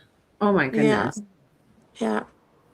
And so I tried everything, everything, like jumping, hollering, waving, passing notes, everything to wake up my ex-husband. Because he has my children, Yeah. right? And um he's just in too deep. He's not willing to accept the truth. Um, but he can no longer use obliviousness to this as an excuse. I told him what we have been involved in. I gave him details. I told him what has happened to me, and he still chose to do what he did. And he yeah, he may have been unconscious of this before, but now he's conscious, Now he's whether he willingly wants to be blind or to not. it.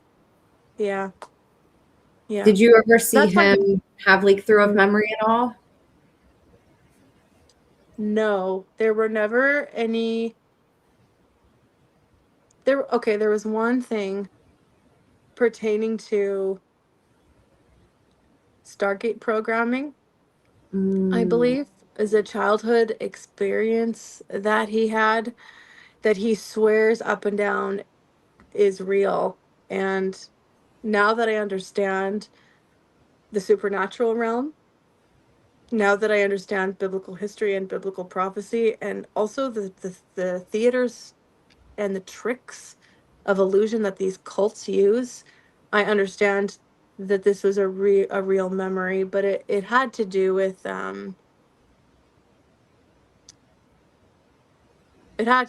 like a UFO alien type of thing, which is really common in the Stargate programming, and that's why Star Wars was such a huge theme with his father, his brothers, him, and then he also influenced our children in the same direction as for that Stargate programming. So it was likely also that there were drugs involved, because my father-in-law, who was a pastor, took me out for lunch once when after I had been married for a couple of years. And that's not something we'd normally do, but it was really nice. And we're sitting at the table, and he begins to ask me about my history of drug use. And I was a bit taken aback, because this is a pastor, and but also my father-in-law, and I loved him. And he thought he was being really smooth with the way that he was working it into the conversation, but I left that totally bewildered. He tried to kind of work it in, like, as an artist, what do you think about the use of psychedelics or drugs? And I know this is sometimes used in the art world, and immediately I was like, okay, this is kind of weird. And I was honest, I didn't use drugs. And so I hadn't remembered, of course, that I was being drugged in these programs. And what he was doing was trying to basically find out how to dose me. So it was really like, because he wanted to know if I've used hallucinogenics. That was really what he was interested in, was more the psychoactive hallucinogenic psychedelics. That's the word I'm looking for. In did I say psychedelics? I might be repeating myself. Anyway, and so he wanted to know how to dose me, I think, the appropriate amount, or something was going wrong and maybe it wasn't working. Because with a lot of psychedelics, your tolerance level changes depending on how much you've used them. And so there were obviously preparations being done for me, or something that was going wrong, and he needed to do a more detailed workup of my drug history. But this is what was happening in this Baptist church in Linden, Washington. Oh my goodness. Wow. Mm-hmm. And again, hiding behind the veil of a pastor, front, and then the duality of what's going on in the dark, of participating in all of this heinous stuff that you've talked about on every episode. And they're literally the sweetest people you've ever met. And I loved them dearly. I really loved them. I was close with them. I was there for them in every foreseeable way. I called them mom and dad. But there was a dark oppression over that family that was very palpable to me, especially when everybody was together. And I noticed it while I was dating my then husband, before we were married. And I should have run for the hills, but they just seemed so nice. It almost seemed like irrational to me. But on our first date, he surprised me by swinging in to meet his whole family, and including his grandparents. And I was not very happy about that and kind of confused about why he had done that. But it was because, it was, hey, like, this is the one, this is the one, this is the arrangement. Look, I got her. We're going on our first date. And there had to be some kind of like approval, right? Like an in-person approval for us to continue dating, because in the cult, I'm sorry, but if you think you if you think you were in the cult and you've married somebody out of your free will who was not, by the grace of God, it's certainly possible, but it's very unlikely that the spouse of somebody has not been arranged for them as another mind control survivor. So just be aware of that. Gosh, I mean, it's just horrible how these things rip families apart. Obviously, you see families that stay together through their corruption and through mind control and blackmail and just all the things that, make a relationship toxic.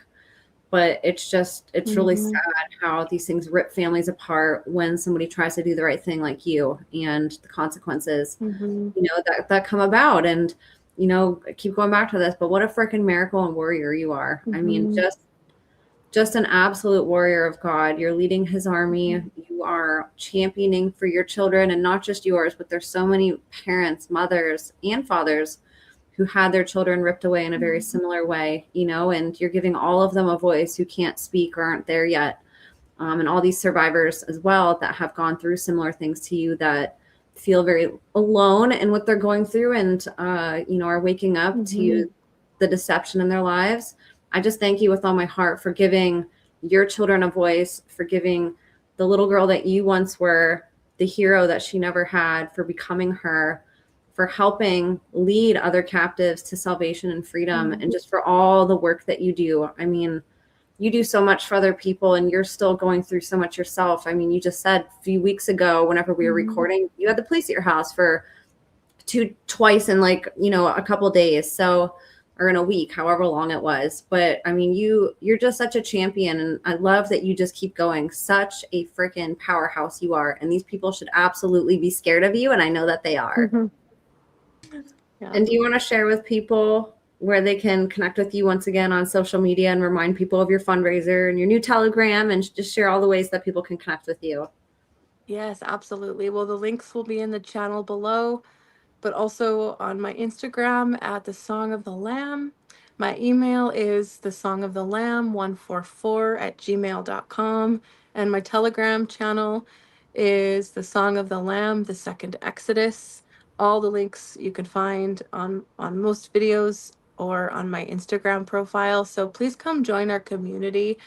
We have some exciting things planned and some pretty big stuff to reveal. We're really going to emphasize, though, a focus on just healing. That's what people need. Everybody's dealing with trauma, whether you're mind controlled or not, but we have a really great collection of both survivors and non-survivors growing on the Telegram community, where we'll disclose information that's a little more classified. And so I love that non-survivors are coming in and running in to hear and listen and support survivors. Like, it's so awesome. And so thank you to those who've donated. Since the last interview, I have been so blessed with the ability to afford a new phone that's uncompromised, and get a laptop, which will make it a lot easier for me to do the work that Yah has called me to do, because I'm still recovering from neurological damage, and sometimes it's hard for me to use my hands on my phone. So if I haven't gotten back to your many wonderful messages and questions yet, please know that I will definitely get to them. It's really important that I don't miss anybody. And if you think I have, just hit me up again and email me. We can connect. And thank you, everybody. And Kadaya has been divinely guided to be able to overcome every single obstacle. I always advocate, a lot of you have extra money that you're donating to charities already that you want to give from the goodness of your heart. Kadaya is certainly not a victim, and her testimony absolutely showcases that. And I like to advocate for you guys. If you guys do have it in your heart, you can help provide valuable resources so they can continue their work. They can fight for justice. They can create the books that they want. They can buy podcasting equipment. None of this stuff is cheap. I know that firsthand just from the little bit of stuff that I do. So I would love if you guys could go share her GoFundMe or donate to it, help her continue her mission and her ministry, and ultimately to help survivors in the ways that she's doing right now. So I would absolutely love if you guys could continue to help support her. And if it's not in your capabilities to donate financially, her Telegram channel and her Instagram and even her YouTube are great places to go support her and share her content and share it on your own social media and just engage with her and help her content get seen. So I would love if you guys could please just go support her and lift her up and share this interview everywhere and just wrap her in all the love that she deserves. And let's show these people that she showed today in photos and her family that we have an army around her, that she's not alone, that she's believed, and that we are going to be standing with her every step of the way. So Kadaya, thank you so much for coming on. I'm so grateful. Thank you for having me. Absolutely. And so you guys, again, I'll have all Kadaya's information in the show notes. I'll have all my information as well. Kadaya, we can't wait to have you on again for another amazing episode. Yes. And for you guys listening, thank you so much for listening. God bless you all, and we will see you next time.